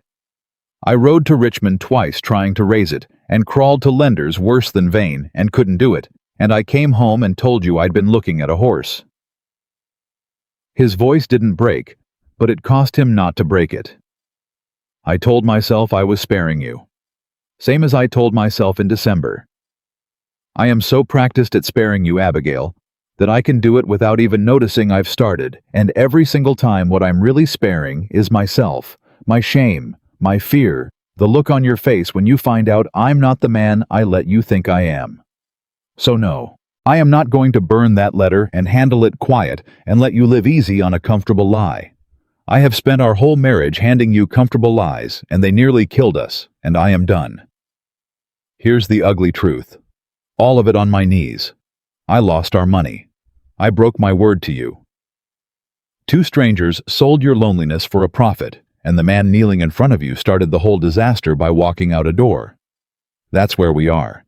That's the real ground. And I would rather have you furious at me on real ground than grateful to me on a lie." The lamp burned. The house was silent. Somewhere far off, a dog barked twice and stopped. Abigail looked at her husband kneeling on her father's study floor, surrounded by 40 years of kept paper, and she reached out slowly, and she did not slap him, and she did not push him away. She took his face in both her hands, the way she had that first day, and she held it, and she looked into it for a long, long moment. "There he is," she said softly. "Who?" "The man my father trusted. I've been waiting 2 years to see him." Her thumbs moved against his jaw. "You think the worst thing you ever did was leave. It wasn't. The worst thing you ever did was come home and keep being the same coward in a new room. And the best thing you've ever done in your life, Samuel Ashcroft, is what you just did this minute, which is, tell me the truth when a lie would have been easier and kinder and safer and I'd never have known. Do you understand me? That's the thing. Not the receipt, not the money, not the land. That. If you can keep doing that, if you can stand in front of me on real ground, even when the ground's ugly, then I don't care if we lose every acre your housekeeper sold and live in a tenant's shack. I never needed you to be rich. I needed you to be here, all of you, the shame and the fear and the cowardice, and all here where I can see it. You've been here 3 weeks, and you just arrived this second." Her tears were falling on his hands now. "Welcome home." Samuel Ashcroft put his head down on his wife's knees, careful of the child between them, and wept, and Abigail Harper put her hand in his hair, and let him, and neither of them said anything for a long time, because everything that needed saying had finally been said. Then Abigail wiped her face and straightened, and the steel came back into her, and she said, "Now, get up. We've a thief to catch, and a land to keep, and I'll be damned if I'll lose my father's farm to the two people who sold my loneliness by the pound. Hand me my father's box. We're going to read every scrap in it tonight, and then you and I are going to ride into town and put the fear of God into Cornelius Vane together, and this time, husband, you are not handling one single thing without me." They worked through the night. By the gray of morning, they had it laid out on the desk in 2 neat stacks, the way Samuel laid out everything, but it was Abigail who'd built the stacks. Abigail who knew which survey matched, which deed, which lender's note tied to which parcel. Abigail who'd grown up at her father's elbow learning the bones of this land, the way Samuel had learned ledgers. The receipt for Coyle's note sat on top the keystone of the whole thing. The letter in Beatrice Holloway's hand sat beside it. "It isn't enough to know it," Abigail said, rubbing her eyes. "We have to be able to prove it. The receipt proves Coyle's note was paid, that's solid. It's witnessed and stamped. No court in Virginia would honor a note Coyle already gave a discharge on. That breaks half of Vane's claim cold." She tapped the Holloway letter. "But this only proves Holloway's a snake. It doesn't name Vane. A clever lawyer would say it could be any gentleman that we're guessing. It frightens Vane, but it doesn't hang him." "It does one thing," Samuel said. "It tells us Vane's not a patient man playing a clean game. He's a man who paid a servant to break a marriage and hide letters. That's a man with things to hide. And a man with things to hide doesn't want to fight in open court where his own dealings get read out loud." He looked at her. "We don't have to hang him, Abigail. We just have to make him understand that if he tries to take this land, we'll burn his whole reputation down with him in the process. We hold the Coyle receipt over the legal half and the Holloway letter over the rest. Half his claim is fraud he can't collect. The other half he can't pursue without us making very public the question of how a Boston land agent came to know so much about a Virginia marriage." He almost smiled, and it was not a warm smile. He thought he was buying a deserted woman and a defended-by-no-one estate. He's about to find out he's facing a man who reads paper for a living and a woman who knows this land to its roots, and the two of them are very, very angry, and they have his housekeeper's signature. "My housekeeper's not the issue. Yours is." "Mine," Samuel agreed grimly. "And Mrs. Holloway and I are going to have a reckoning of our own the day I set foot in Boston again. But that's for later. Vane's for now." He stood, and his back cracked, and he'd been up all night, and looked it. But there was something lit in him that hadn't been there in 2 years. "Can you ride into town? It's a long way to ask this far along." "Pratt would have a fit." "Then we'll go without telling Pratt." Abigail looked at him, and slowly, for the first time since he'd walked through her door in July, she smiled at him. A real one. Full, unguarded, a smile he hadn't seen on her since before the second grave. "Why Samuel Ashcroft?" she said. "I do believe you're learning to break the rules. There may be hope for you yet." They never got to ride into town. It started in the wagon, before they'd even cleared the gate, a tightening low and deep that Abigail had felt 100 times that summer, and dismissed 100 times as the false pains the body's cruel practice. She breathed through it and said nothing, and Samuel, who was learning her, tells the way she'd long ago learned his, saw her hand go to her belly and her jaw set and said, "Is it the practice ones?" "Yes," she said. "Drive on." He drove on. But before they reached the bend in the road, she made a sound she had never made before, low and surprised and frightened, and her hand closed hard on his arm, and when he looked at her, there was a new kind of fear in her face entirely. "Samuel, turn the wagon around." "Abigail, turn it around now. These aren't the practice ones." Her breath was coming short. "These don't stop. The practice ones stop. These—" Another tightening took her, and she bent over it, gripping his arm, and when it passed, her face was white. "It's 3 weeks early. Pratt said I'm not strong through it.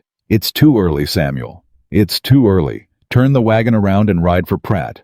Ride for Eleanor, ride for... He had the horse turned before she finished, and he drove back up that road faster than the wagon was built to go, one arm around his wife to hold her against the jolting, shouting for Caleb before they'd even reached the yard. And Caleb came running, and Eleanor came out onto the porch wiping her hands and took one look and dropped the cloth and started shouting orders of her own. Caleb, ride for Pratt. And don't you spare that horse, you hear me? You ride like the devil's behind you. Tell him it's Abigail and it's early, and her water's like to break on the road if it ain't already. Go. The boy was gone before she finished. And you, she rounded on Samuel. Get her inside up the stairs, mind her back, and then you get out from underfoot, because birthing's women's work, and you'll only faint and crack your head, and give me 2 patients. I'm staying with her. You'll do no such... Eleanor. Samuel had Abigail in his arms now, carrying her toward the door, and his voice stopped the old woman cold. I left this woman once. I am never leaving a room she's in again as long as I live. You can fight me in the hall, or you can put me to use, but I am not going anywhere, and if you try to put me out, I will come back through the window. Now where do you want me? Eleanor Briggs looked at him a long second. Windows painted shut, she said.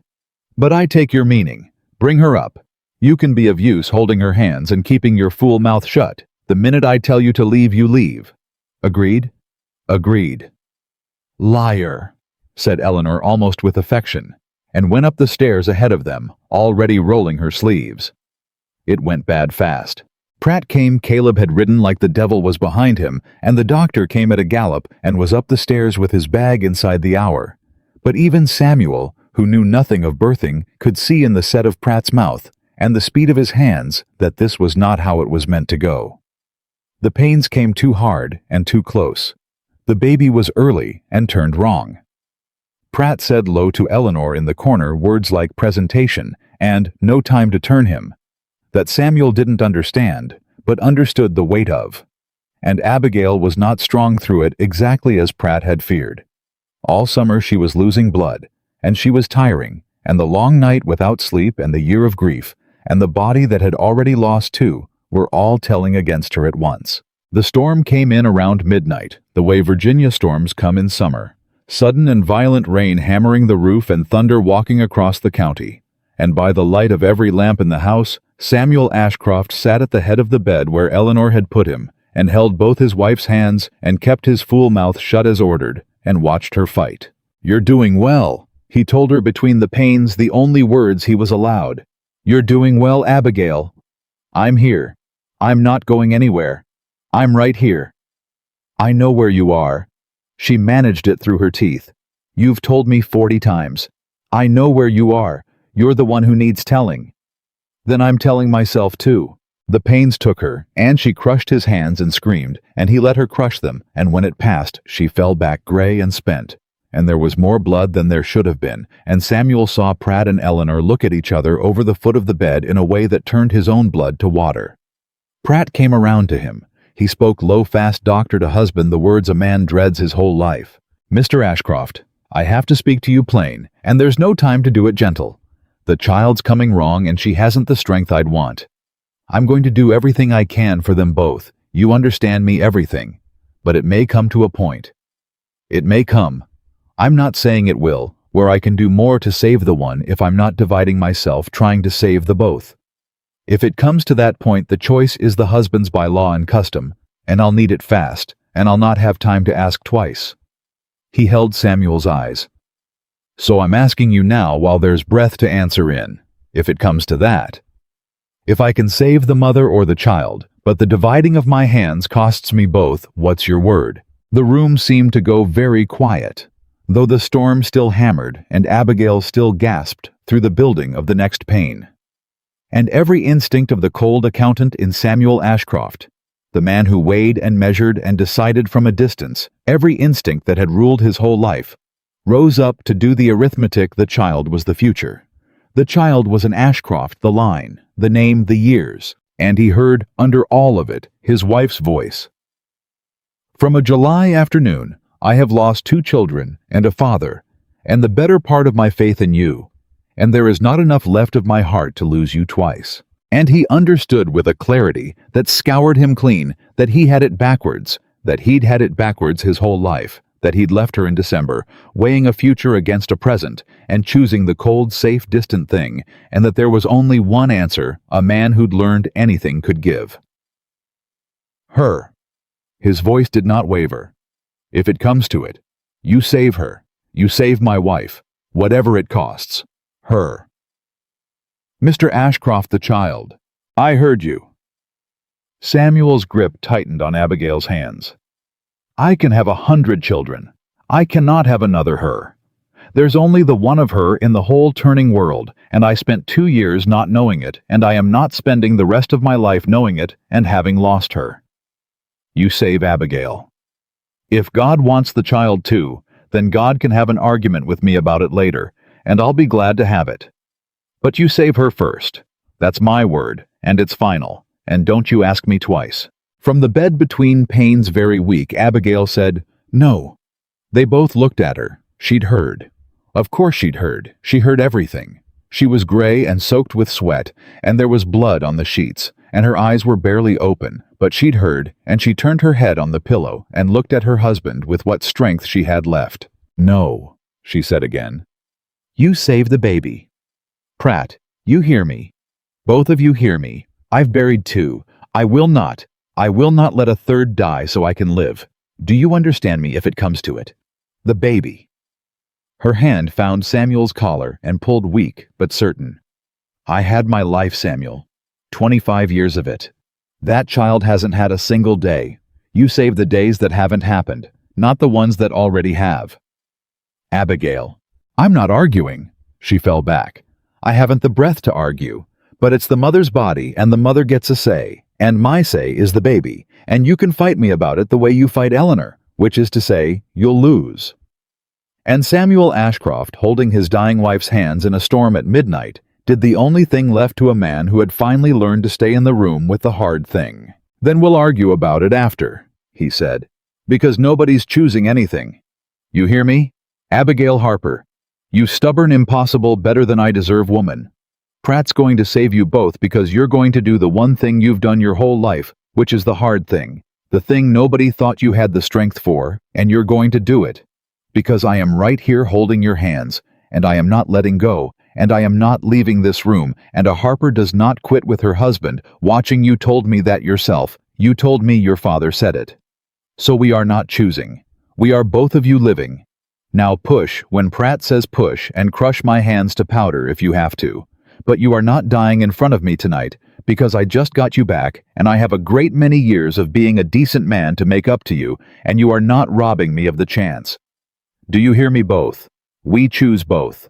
Whether it was the words, or the man's hands gripping hers, or her own iron, or Pratt's skill, or the plain mercy of God in a storm." Abigail Harper set her teeth and found somewhere past the end of her strength, in the place her father had always sworn the Harpers kept one more day's worth of fight than anybody counted on the strength to do the hard thing one more time. The storm broke just before dawn, the way storms do all at once, into a dripping silence. And in that silence, thin and furious and alive, came the first cry of a child. Samuel didn't move. He sat frozen at the head of the bed, with his wife's hands still in his gray. Himself, now not daring to believe it, watching Pratt's back and Eleanor's hands. And the small, writhing, furious thing they lifted into the lamplight. And he heard Eleanor say in a voice gone thick, "It's a boy, and he's small, but he's loud, and the loud ones live. Lord above, the loud ones live." "Abigail," Samuel turned to his wife. "Abigail, it's a boy. Did you hear, it's a boy and he's Abigail?" For one heart-stopping moment, she didn't answer, and her eyes were closed, and her hands had gone slack in his, and Samuel's whole soul stopped. And then her chest rose and fell, and rose again, and her eyes opened exhausted past the edge of the world, and she looked toward the sound of the crying, and her cracked lips moved. "Loud?" she whispered. "Like his father when he finally starts talking, he doesn't shut up." And the ghost of a smile crossed her ruined face. "Bring him here. Let me see him. I've been waiting." Her breath caught. "I've been waiting 7 months, alone, to see him. Bring him here, Samuel. We did the hard thing. Bring me my son." And Eleanor, weeping openly now, and not ashamed of it, wrapped the small, loud living boy in clean linen and laid him in his mother's arms. And Samuel Ashcroft sat at the head of the bed in the gray light of the broken storm, with his arm around his wife and his son against her chest.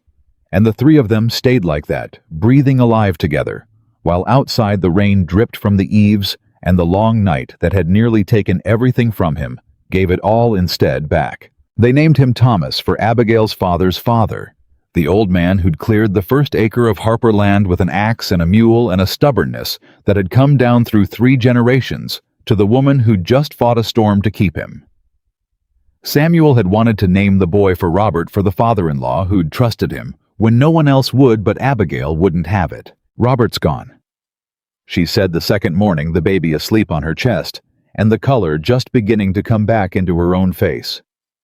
"He doesn't need a namesake to be remembered. I'll remember him every day of my life.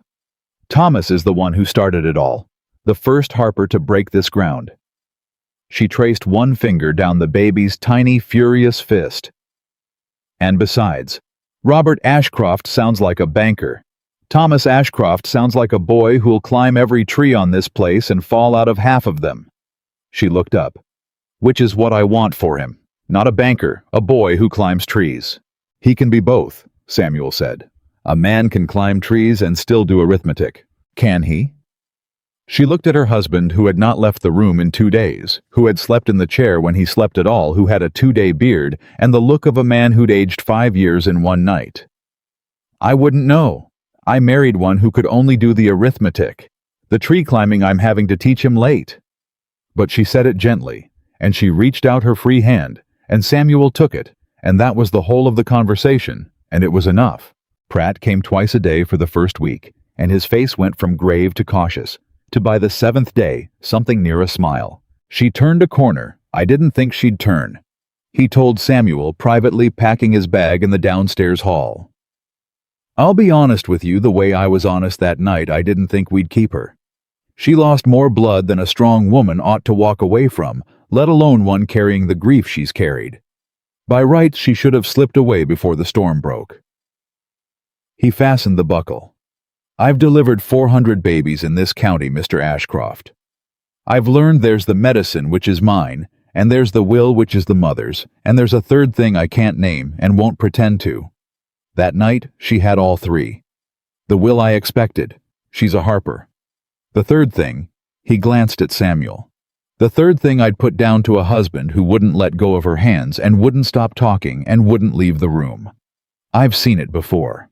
A body fights harder when there's somebody in the room who'll grieve it unbearably if it quits. You gave her something to come back for. That's not medicine. But I've stopped pretending it doesn't matter." Samuel saw him to the door and couldn't for a moment speak. "Send your bill, doctor," he managed finally. "All of it. Don't cut it for the dead father this time. I'll pay what it's worth, and it's worth more than money." "I'll cut it anyway," Pratt said. "I knew Robert Harper. He'd haunt me if I overcharged his girl." And he settled his hat and went out to his horse, and Samuel stood in the door watching him go, and understood that he'd nearly lost everything twice, and been given it back twice, and that a man only gets so many of those before the well runs dry. The well, as it happened, had one more trial in it before the summer was through. Cornelius Vane came on a Thursday, 11 days after the birth, in a good coat and a good carriage, with a lawyer beside him and a leather case on his knees, and he came smiling, as he always came smiling, expecting to find a woman weak from childbed and a husband distracted by a sickly infant, both of them ripe. He did not know that Samuel and Abigail had spent 11 nights in the hours the baby let them reading every scrap in Robert Harper's strongbox by lamplight and building their case the way other couples built a nursery. He did not know about the Coyle receipt. He did not know they'd found Beatrice Holloway's letter. He knew none of it, and he came up the front steps of Harper Estate with the confidence of a man who has counted his cards and likes them. Eleanor met him at the door and did not ask him in. "Mrs. Ashcroft is abed," she said. "She's 11 days from childbed and not receiving. I'm so sorry to hear it." Vane's smile didn't flicker. "Truly. But business is business, and the note I hold against this estate comes due the 1st of October, which is closer than a new mother might like to think. I'd hoped to spare Mrs. Ashcroft the indignity of a courthouse by settling matters here privately between gentlemen. Is Mr. Ashcroft at home? He is at home, said Samuel from the hall behind Eleanor. Show him into the study, Eleanor. Mr. Vane and I have arithmetic to do.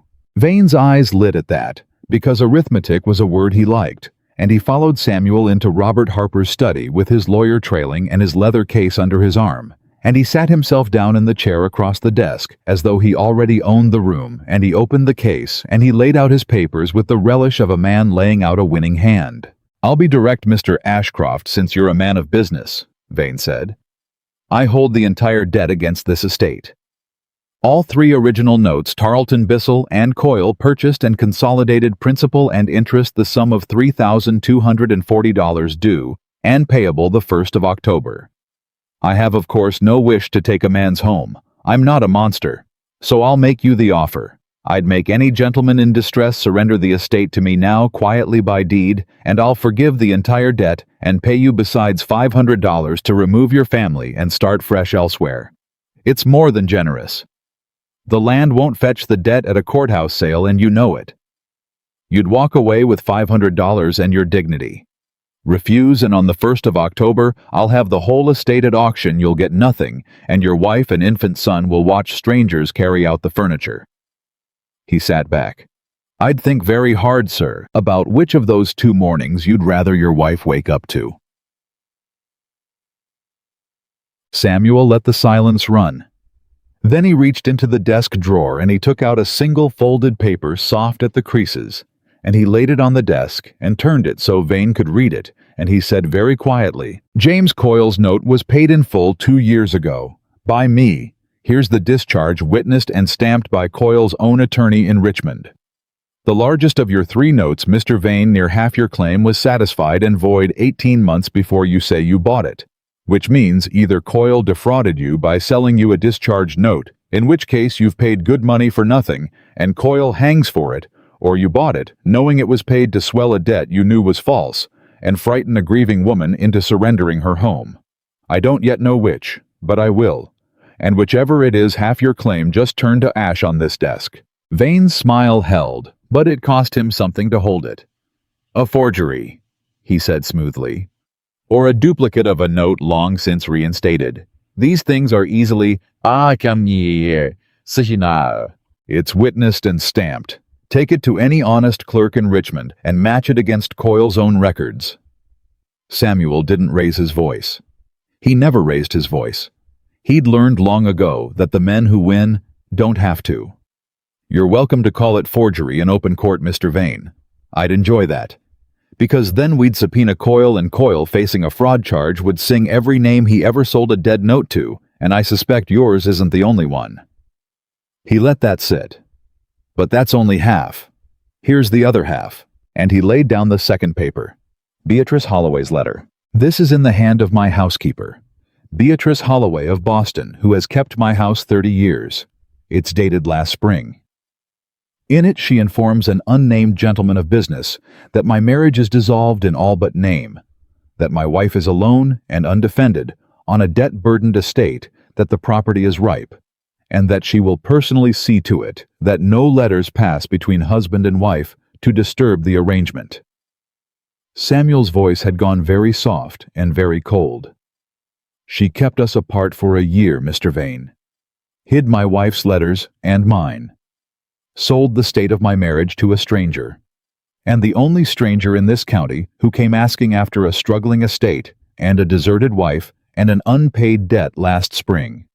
The only patient gentleman of business it could possibly be is sitting in my dead father-in-law's chair right now with a leather case on his knees. The study was silent. Vane's lawyer had gone very still.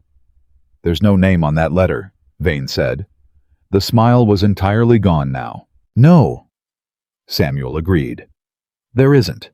A clever lawyer would tell you it could be anyone, and yours just thought exactly that I watched him think it.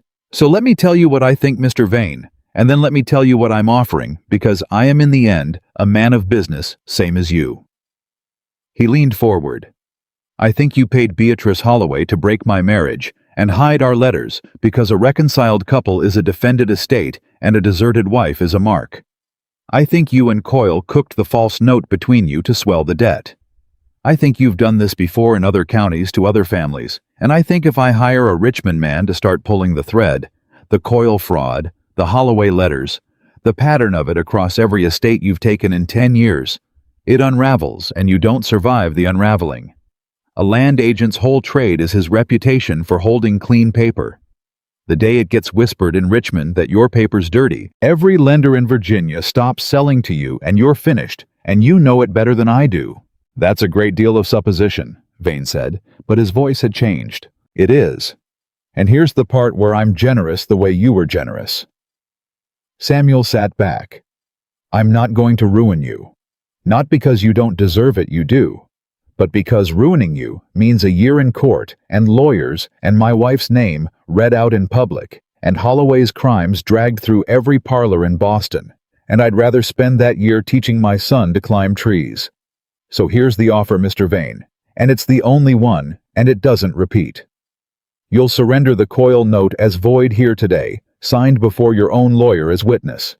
The Tarleton and Bissell notes the real ones, $1,640, the honest half of this debt I'll pay you, in full, by the 1st of October, at face value not a penny of your inflated interest.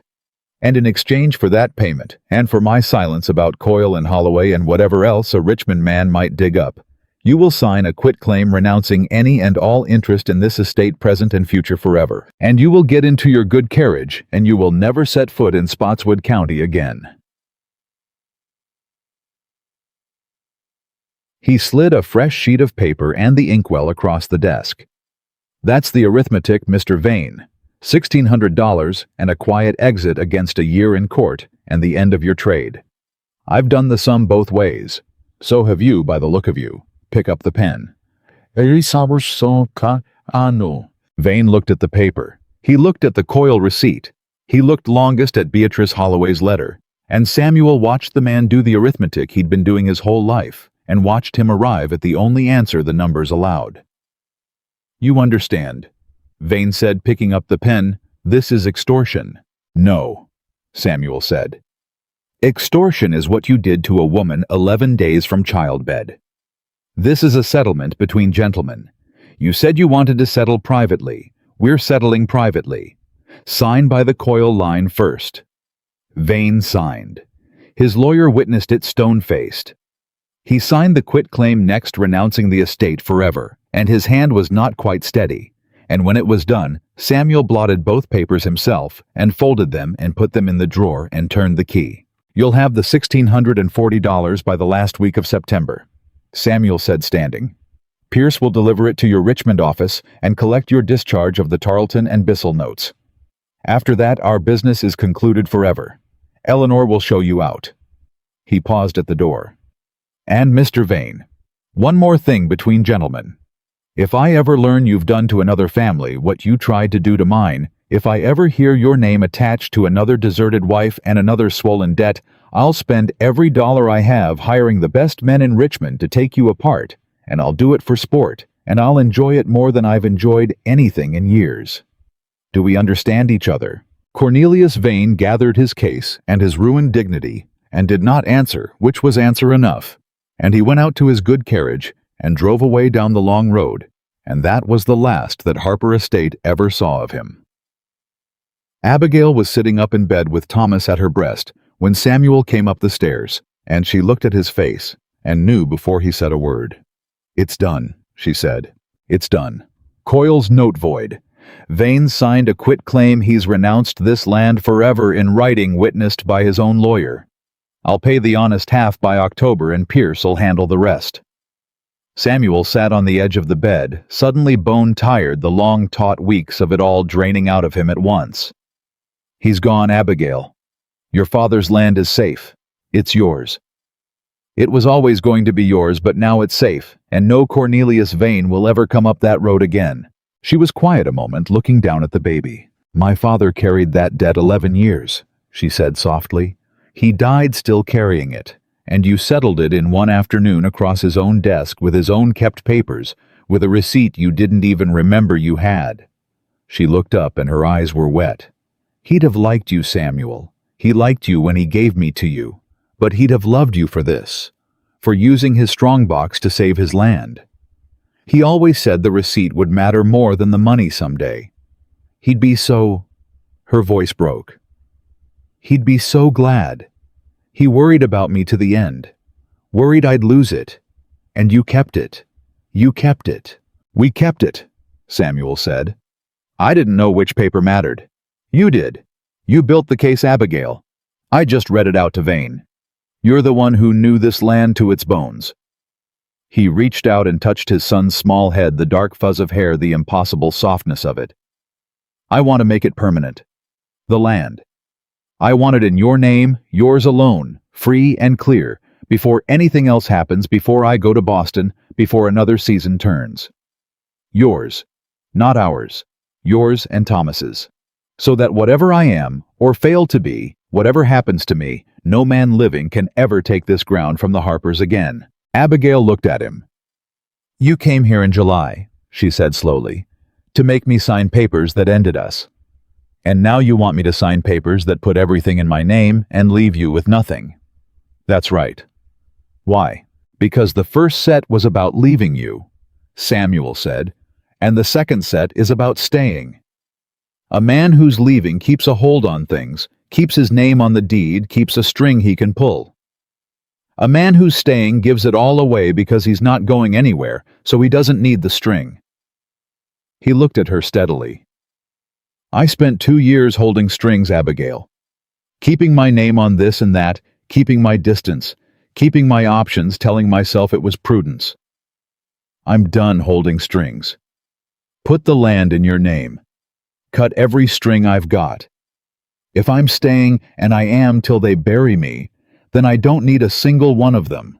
And I'd rather you knew that for a fact in writing than took it on my word, because my word's been bad before, and you've no reason yet to trust it. She didn't sign that day. She was too weak and Pierce had to draw the papers, and there were Boston matters to settle first.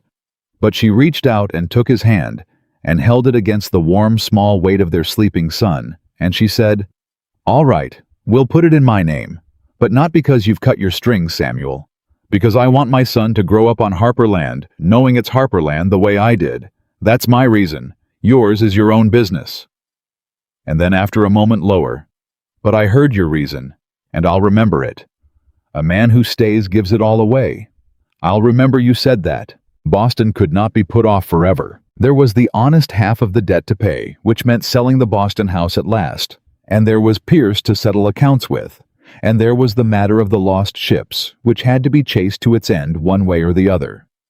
But more than any of it, the thing that pulled at Samuel like a splinter working toward the bone, there was Beatrice Holloway sitting in his Boston house this very minute, keeping his room, sorting his post, drawing her wages, not knowing that a folded letter in her own hand had crossed 300 miles and undone her. He didn't want to leave Abigail and the baby. He said so plainly the night before he rode. I don't want to go.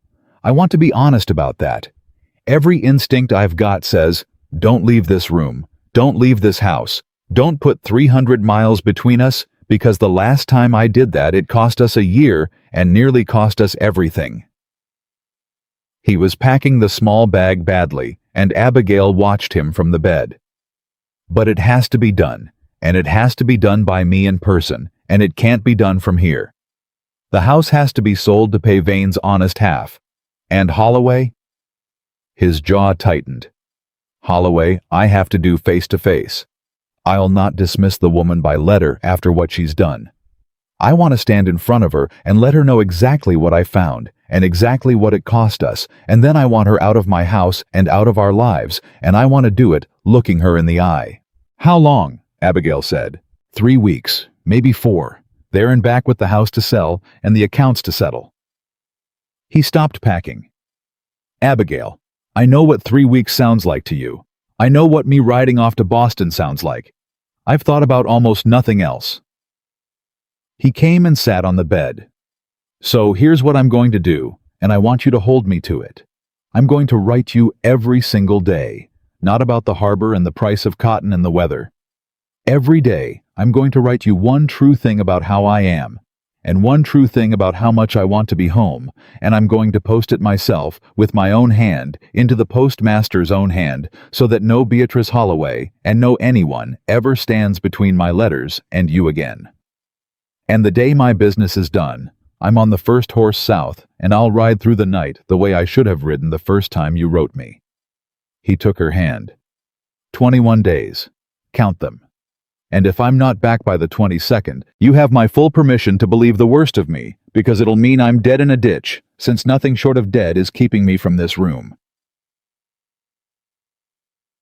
Abigail looked at him a long moment. "You're afraid I won't believe you'll come back." "I'm afraid you've earned the right not to." "I have," she said. "I have earned that right. And I'll tell you the truth, since we're doing truth now. Part of me is sitting here right now, 11 days delivered, watching you pack a bag for Boston. And part of me is that woman from July, who's already deciding you won't come back, who's already armoring up, who's already telling Thomas not to get attached to the sound of your voice." Her hand tightened on his. "That woman's still in here, Samuel. The one who learned the hard way. You don't undo a year of being left in 11 days of being stayed with. She's going to spend these 3 weeks waiting for the letter that doesn't come. Then I'll see to it the letter always comes. See that you do." She pulled him down and kissed him the first time she'd kissed him since December. And it surprised them both, and it was brief and fierce and full of everything neither of them could say.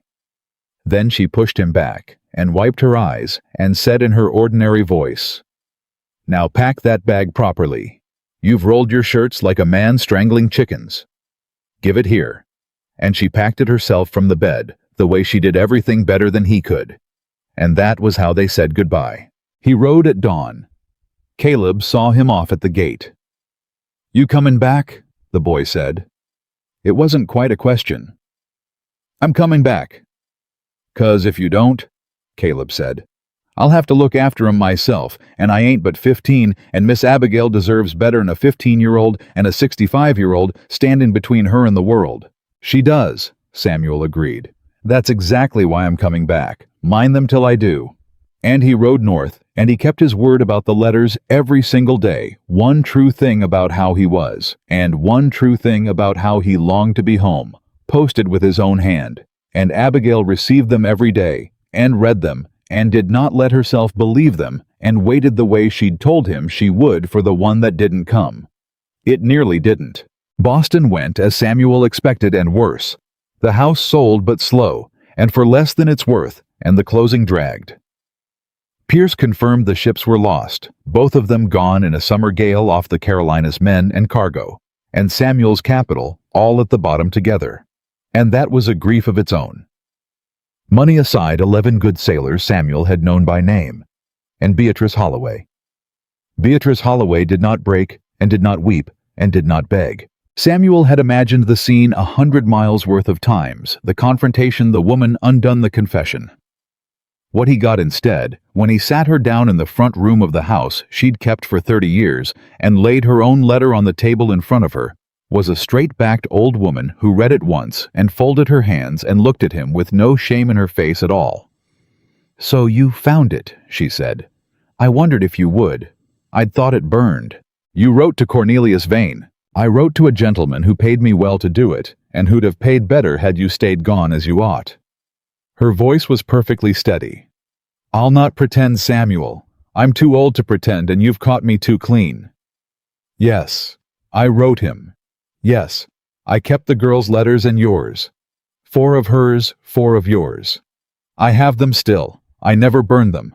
I'm not a fool. A thing kept is a thing that's worth something someday." She nodded at a drawer. "They're there if you want them. I always meant to give them back if it came to this. Call it the one honest thing in a dishonest business." Samuel stared at her. "You kept them. 8 letters. You kept them in that drawer for a year while my wife sat alone in Virginia thinking I'd abandoned her. And you. Why? In God's name, Beatrice. Why? She did nothing to you. She was a girl from Virginia who married above her station. That's the whole of her crime in your eyes, and for that you sold her to a land thief, and you sat on the letters that would have brought me home. Why?" And here at last, the old woman's composure cracked not into shame, but into something older and more bitter. Because I raised you, Beatrice Holloway said. 30 years. I came to this house when you were 4 years old, and your mother dead, and your father working the docks dawn to dark, and I raised you. I taught you your letters and your manners, and how to hold a fork, and how to talk to your betters, and I made you fit for the world that threw your father away, and I did it because I loved you. You cold, ungrateful boy, the way I'd have loved a son if God had given me one, and a husband to make him with. Her voice shook now. And then you grew up and got rich and married a farm girl from Virginia, and you were going to take her and any children you had, and go live on her father's land, and leave me here in an empty house to die alone among your furniture. After 30 years, you'd have left me Samuel, the way you left her, the way you leave everyone. You'd have pensioned me off and forgotten my name inside a year. So when the marriage cracked, when you came back to Boston cold and alone, She stopped, pressed her lips. I helped it stay cracked, because a broken marriage meant you stayed in Boston, meant you stayed where I could, where I still had. She couldn't finish it. The room was very quiet.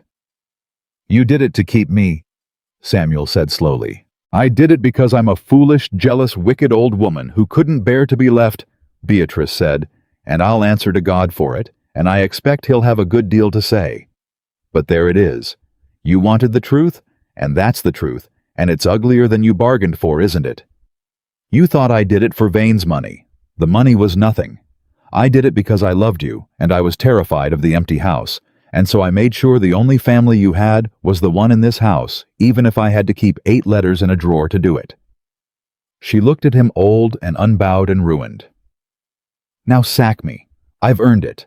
I'll not contest it. Only... Her composure finally went just at the end, just a little.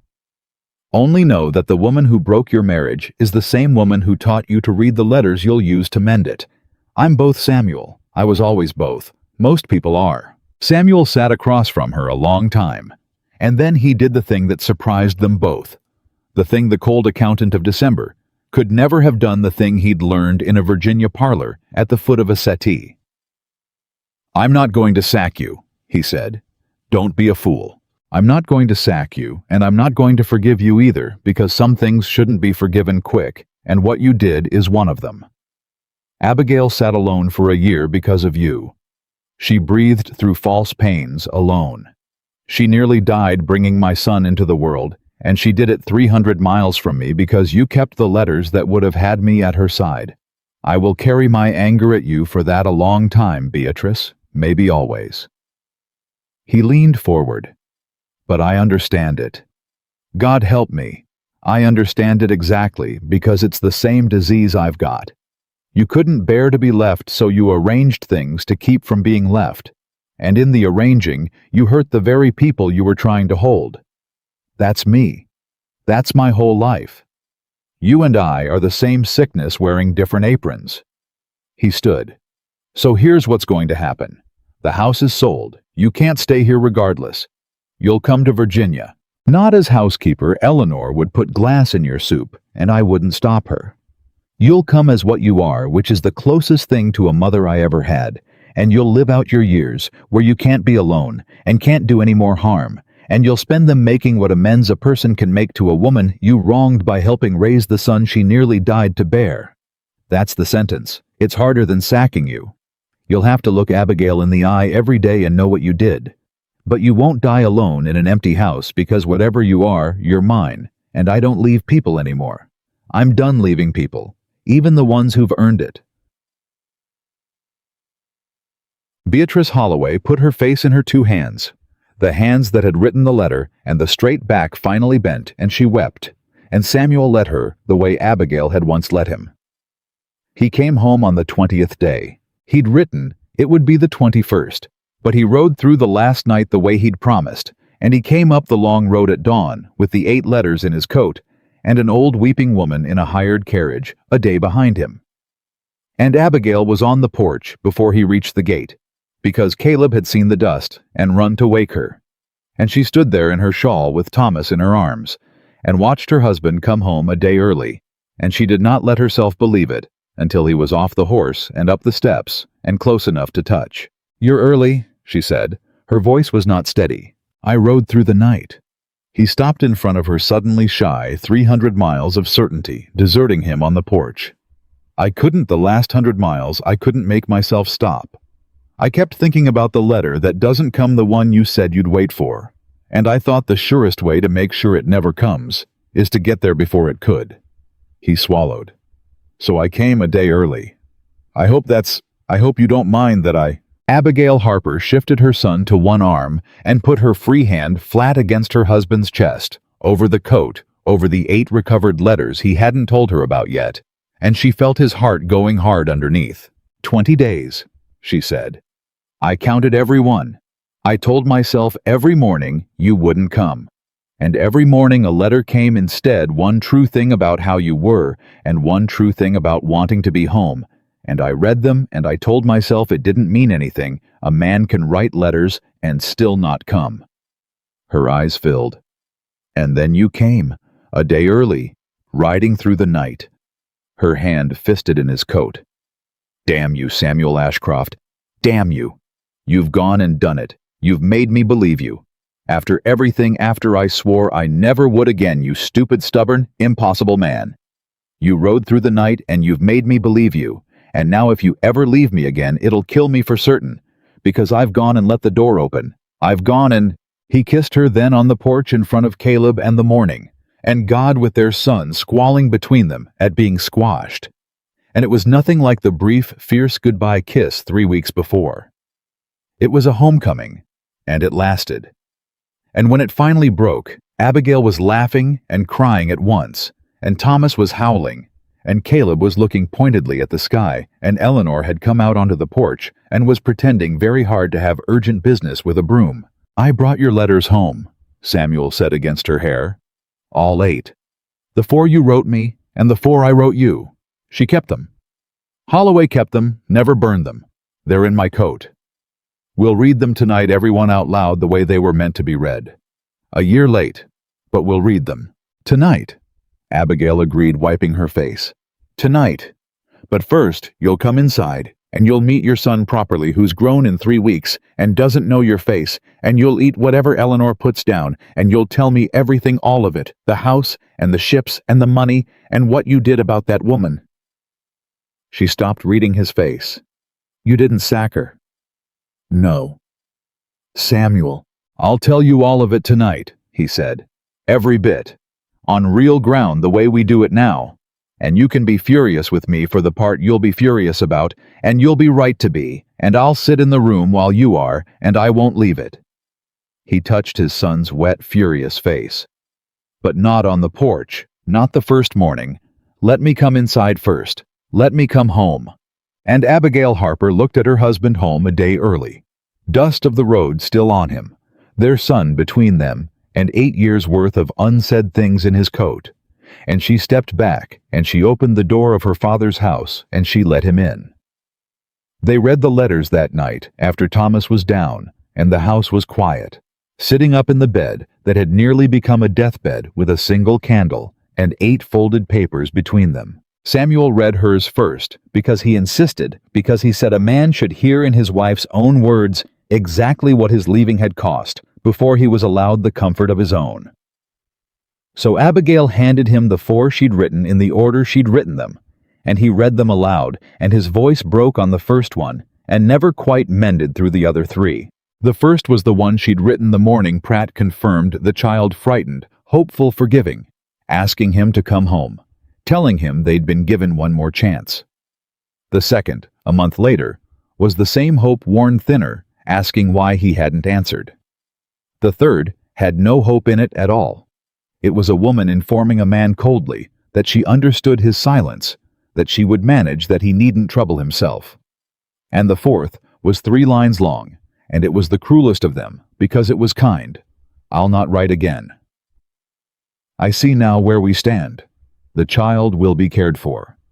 Live well, Samuel." He set the 4th one down and could not speak. "I wrote that one," Abigail said quietly, "the day I decided you'd chosen silence.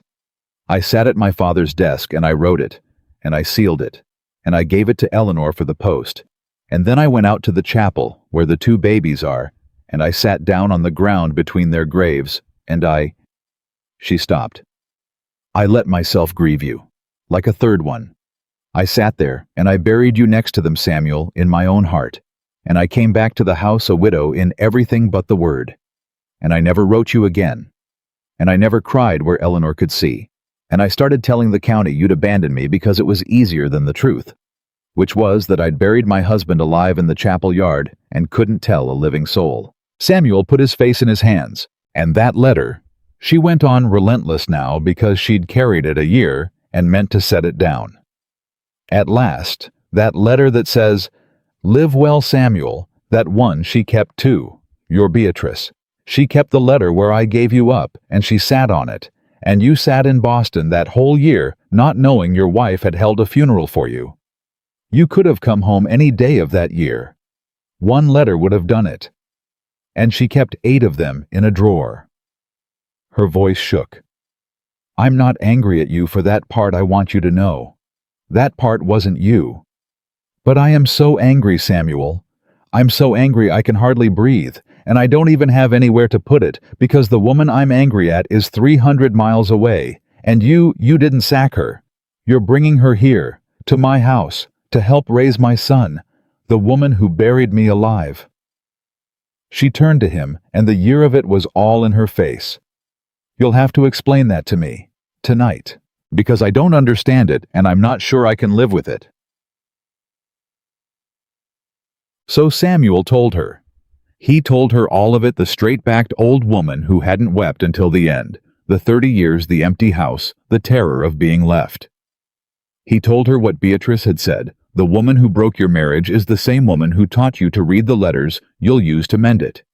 He told her his own answer, that he and Beatrice were the same sickness, in different aprons, both of them, so afraid of being left that they'd hurt the people they were trying to hold. I understand her, Abigail, he said. That's the terrible part. I understand her completely because she's me. She did to us what I did to us for the same reason I did it. And I had 2 choices when I sat across from her. I could throw her out into the world to die alone in punishment, the way the old me would have, coldly from a distance, with the facts arranged to make it look like justice. Or I could do the thing I've been trying to learn all summer, which is to stay in the room with the person who's hurt me and not leave it and not arrange the facts and just sit there in the hard truth of it. And the hard truth is that she's a wicked old woman who did us a great evil, and she's also the only mother I ever had. And both of those are true at once, the way you can love this land and curse the dead on it in the same breath. He took her hand. I'm not asking you to forgive her. I'd never ask that. I'm asking you to let me not become her. Because if I cast her out to die alone, I'll have proved that the cold accountant won after all, that I never changed, that the man you buried in the chapel yard was the real one. Letting her come here where she has to look you in the eye every day and live with what she did, that's not mercy for her. That's harder than mercy. That's me refusing to leave a single person in a ditch ever again, even the ones who put us there. Even her. Even me. Abigail was quiet a long time. She buried me alive, she said finally. She did. And you want me to feed her at my table? I want you to decide, Samuel said. It's your house, your father's house. It's in your name now, or it will be the day Pierce brings the papers. If you say she doesn't come, she doesn't come. I'll find her rooms in town and pay her keep, and she'll live out her days a mile from us and never cross your door. That's your right, and I'll honor it without a word of argument. I'm only telling you what I'd do if it were mine to choose, and why. The choosing is yours.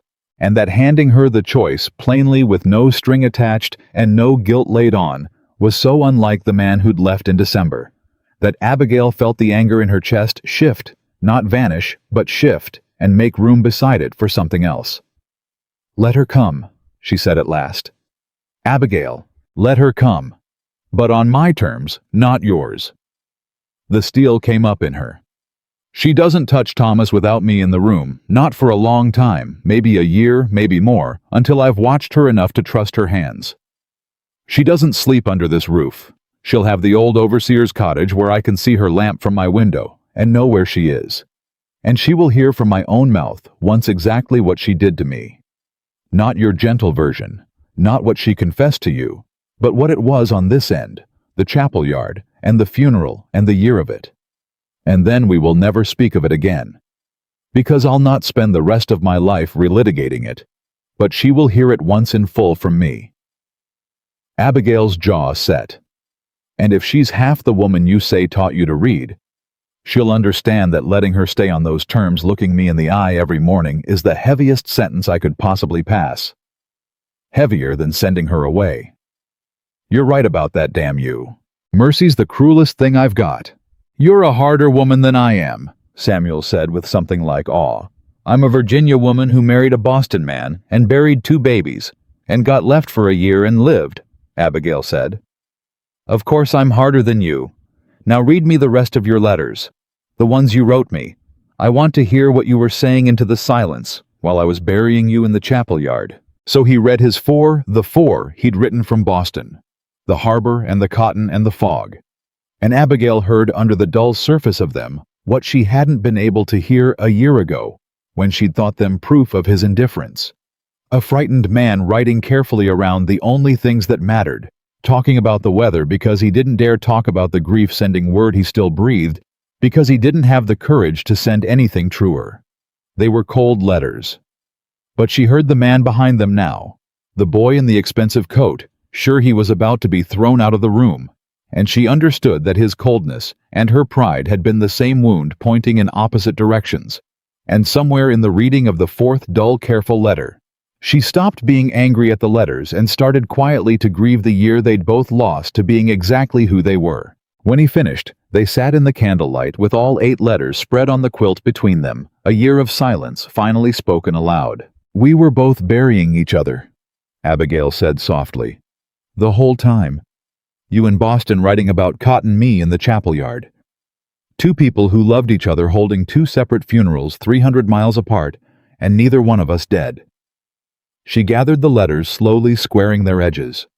We should keep these. Not to pick at, to remember. So that the next time one of us starts going quiet, starts writing about cotton instead of saying the true thing, we can take these out and remember what the quiet cost us. She put them in the drawer of the bedside table. There. Our funeral letters. Locked up where we can find them if we ever need reminding. Beatrice Holloway came to Virginia a day later in the hired carriage, and Abigail met her in the yard.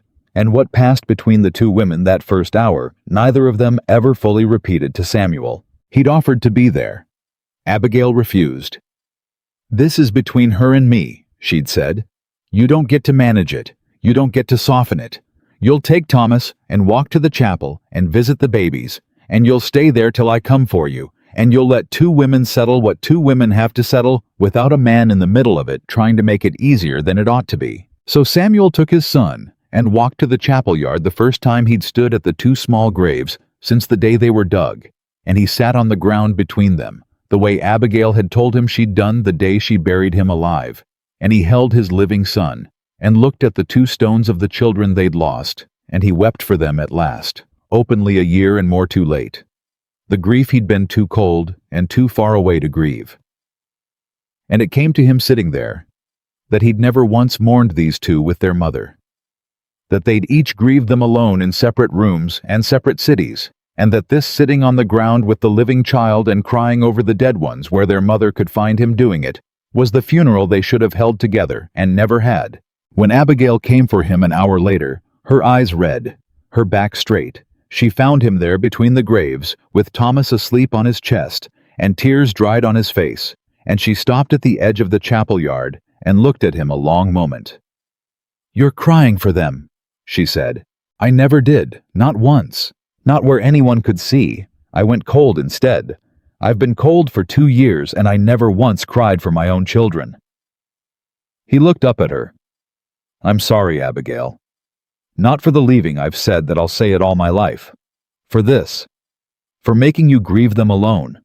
For grieving them alone myself in some Boston room with a glass of whiskey, instead of here with you where we could have held each other up. We should have done this together. A year ago. 2 years ago. We should have sat down right here between them and cried until we couldn't and held on to each other, Instead, we each went off to be strong alone, and being strong alone is what nearly finished us. Abigail crossed the chapel yard and sat down beside him on the ground, careful. And she leaned her head on his shoulder, and the two of them sat between the graves of the children they'd lost, with the child they'd kept sleeping between them. And they grieved finally together, the way they should have all along. "What did you say to her?" Samuel asked after a while. "Holloway." "What I needed to. She heard it. All of it." Abigail wiped her eyes.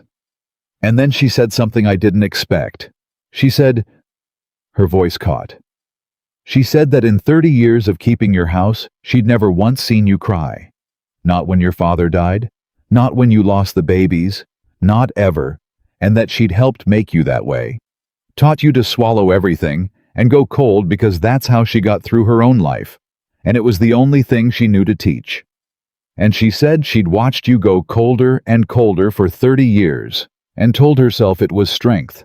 And then she looked at me and said, 'And now you've gone and taught him to weep in a year, girl, what I couldn't unteach him in 30. I hated you for marrying him. I see now I should have thanked you. You did the thing I was too frightened to do. You let him be left and stayed anyway, and that's the only thing that ever could have saved him.'" Abigail shook her head slowly. "I came out here to hate her, Samuel. I sat down meaning to. And she handed me that, and now I don't know what I feel, except that she's a wicked old woman who told me the truest thing anyone said about you in 2 years, and I can't hate her clean anymore. And I think that might have been exactly what she meant to do." "She's clever that way," Samuel said. "She always was. It's how she survived." "It's how you both survived." Abigail stood and pulled him up, and the two of them walked back to the house with their son past the cottage, where an old woman's lamp now burned in the window. And it was not forgiveness, not yet, and might never be all the way. But it was a household, and that was more than any of them had had a season ago. The autumn came on, and the honest half of the debt was paid. Pierce delivered the $1,640 to Vane's Richmond office and brought back the discharge, and the land was clear at last. Clear the way Robert Harper had dreamed of and never lived to see. And the deed came in Abigail's name, hers alone, free and clear. Harper Estate, restored to the Harpers forever, and she stood on her own porch holding the paper and cried for her father, who'd carried the debt 11 years, and died still carrying it, and who'd been right all along, that the receipt would matter more than the money someday, and it should have been the end of the trouble. By every law of how such stories go, the wolf was driven off, and the land was saved, and the family was whole, and there should have been nothing left but the slow good work of living. But life is not a story, and it had one more blow to land. It came in November, and it came for Thomas.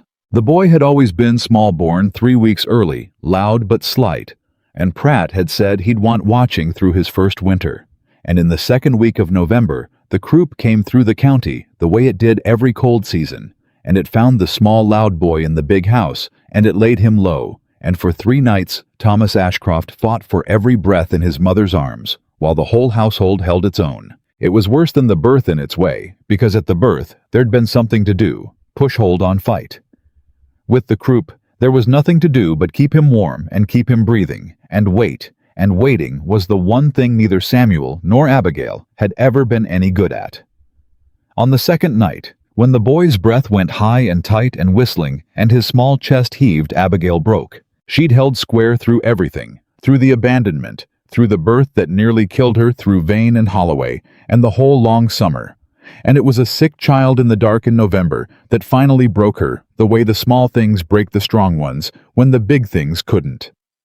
She sat in the rocking chair with Thomas struggling against her, and she started to shake, and then she started to keen low, a sound Samuel had never heard from her, and never wanted to hear again. "Not this one," she said. "Not this one, too. I can't. Samuel, I can't bury a third. I can't do it. I won't survive it. I told you I wouldn't, and I meant it. Not this one. Please. Not after all of it. Not after I let myself." She was coming apart in the chair, the iron of her finally cracking clean through. "I let myself love him. I let myself love you. I opened the door. You made me open the door, And now, this is what happens when I open the door. This is what always happens. I should have kept it shut. I should have stayed the woman from July, who didn't believe in anything. And Samuel did the thing he'd spent his whole life unable to do. He didn't go cold. He didn't go quiet. He didn't leave the room to be strong alone, or arrange his face into something calm and distant. He knelt down in front of the rocking chair, and he put his arms around both of them, his wife and his struggling son, and he held on, and he let her feel him shaking too. "I'm here," he said. "I'm here. I'm not going anywhere. I'm right here in the room, and I'm scared out of my mind same as you, and I'm not going to pretend I'm not. We're going to be scared together." That's the difference, Abigail. That's the whole difference between now and before. Before we'd have been scared in separate rooms. Now we're scared in the same one holding the same boy, and that's all I've got to offer you. It's not much. It won't make him breathe easier. But you are not doing this one alone. You did the last two alone, and the birth half alone, and I will be damned before I let you do one more hard thing alone as long as I'm alive to be in the room. Cry, shake, come apart. I've got you. I've got you both. And if the worst comes, his voice broke. If the worst comes, then we grieve him together here in this room, the way we never grieved the others, and it'll be the worst thing that ever happened to us, and we'll do it side by side. But it's not coming. Not tonight. Listen to him. Listen, Abigail. He's loud. He's fighting. The loud ones live, Eleanor said. He's his mother's son, and he doesn't quit, and he doesn't know how to do a thing quietly, including breathe. Listen to him fight. And Abigail listened, and the boy fought. And somewhere in the listening, with her husband's arms around the both of them, and his fear pressed warm against hers, instead of hidden away cold and distant, the keening eased, and she stopped trying to hold the iron up, and she let Samuel hold it up with her. And the two of them held their son together through the worst of the night. Pratt came at dawn the way he'd come the night of the birth, and he listened to the boy's chest a long time, and then he straightened, and the cautious thing came into his face that Abigail had learned to read as hope. "The fever's turning," he said. "Hear that rattle loosening? That's the worst of it breaking up. He's through the corner of it. Keep him warm, keep the steam going, and I'll wager by tomorrow night he's loud enough to wake the dead, and you'll be wishing he'd hush." He packed his bag. "Small this one, but there's iron in him. Comes by it honest from both sides, near as I can tell." He looked between them, the husband still on his knees by the chair, the wife gray with the long night, the two of them tangled together around the sleeping boy, whose breath was easing at last. "I'll say what I said in August. There's the medicine, and there's the will. And there's the third thing I don't name. This family's got a powerful lot of the third thing. More than its share. See, you don't waste it." When he'd gone, Abigail looked at Samuel, still kneeling, his arms gone numb from holding them all night and not caring. "You stayed," she said. "All night, on your knees. You didn't go cold, and you didn't leave the room, and you let me see you scared. I told you I would. You told me a great many things." She reached out and touched his face the way she had that first July afternoon. "But this time you did them. That's new. That's the new thing, Samuel. You've stopped telling me who you'll be and started just being him." Her eyes filled, but it was a different kind now, exhausted and overflowing, and almost glad. "I think I forgive you. Not for the leaving. I don't know if I'll ever forgive the leaving all the way, and maybe I shouldn't. Maybe some things you just carry. But for the rest of it, for who you were before. I think somewhere in this terrible night, holding our son and feeling you shake, I forgave the man you used to be, because he's gone. He's truly gone, and the man on his knees in front of me is somebody I—" She stopped. "Somebody you what?" Samuel said softly. "Somebody I love," Abigail Harper said. "There, I've said it. First time since before the second grave. Somebody I love. God help me, after everything, somebody I love." It was the first time either of them had said the word in over a year, and neither of them said anything else for a long while, because there wasn't anything else that needed saying. The winter passed, and Thomas grew loud and strong and fat, and climbed out of his cradle by spring and into everything. and the spring turned to summer a year almost to the day. From the July afternoon, Samuel had walked through the parlor door with separation papers crushed in his fist. And on a morning in that second July, Samuel asked Abigail to walk out to the garden with him. Her mother's old roses where she'd gone most mornings the summer she carried Thomas, and he had Eleanor and Caleb, and even old Beatrice waiting there, and Pratt and his wife and Mrs. Coffey. The minister's wife who'd brought the bread, and the minister himself, and Abigail stopped at the garden gate when she saw them all and understood, and her hand went to her mouth. "Samuel, what is this?" "2 years ago," Samuel said, taking both her hands, standing in the roses in front of everyone who'd held them up through the worst year of their lives. "Your father gave you to me, and I married you because it was the proper thing and the honorable thing, and because a dying man asked me to keep his girl safe. I married you out of duty, Abigail. I'll not pretend otherwise. You were there, you know it's true. I stood up in front of God and I made vows. I meant the way a man means a contract, carefully, coldly, with the terms all laid out. And then I kept those vows the way I keep a ledger by the letter and not the spirit. And I nearly destroyed us both doing it because a marriage kept like a contract is no marriage at all." His voice was steady and clear and carried to everyone in the garden. "So I'm asking your leave to do it over, properly, the way it should have been done. Not because your father asked me, not because it's honorable or proper or expected, not out of duty, not out of guilt, not to fix what I broke." He went down on one knee in the roses. "I'm asking you to marry me, Abigail Harper, because I love you. Because somewhere in the worst year of my life you taught a cold man to weep and a frightened man to stay, and a man who left every room before the hard thing got said to kneel down in the middle of one and say it. I choose you, not the contract, not the duty, you. With my whole heart, what's left of it that you didn't have to rebuild yourself. Marry me again. This time for the only reason that was ever worth a damn." Abigail Harper looked down at her husband kneeling in her mother's roses, a year and a lifetime, from the man who'd come to leave her, and the whole garden held its breath. "You understand," she said, and her voice shook, and she let it, "that I buried you, in the chapel yard, between our babies. I held a funeral for you in my own heart, and I came back to the house a widow.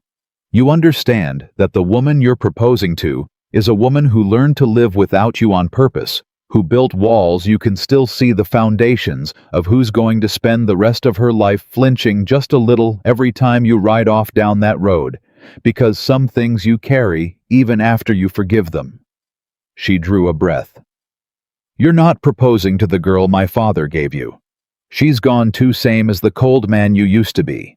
You're proposing to a harder woman who's been left and lived, and that woman doesn't say yes easy, and she doesn't say yes because the garden's pretty and everyone's watching."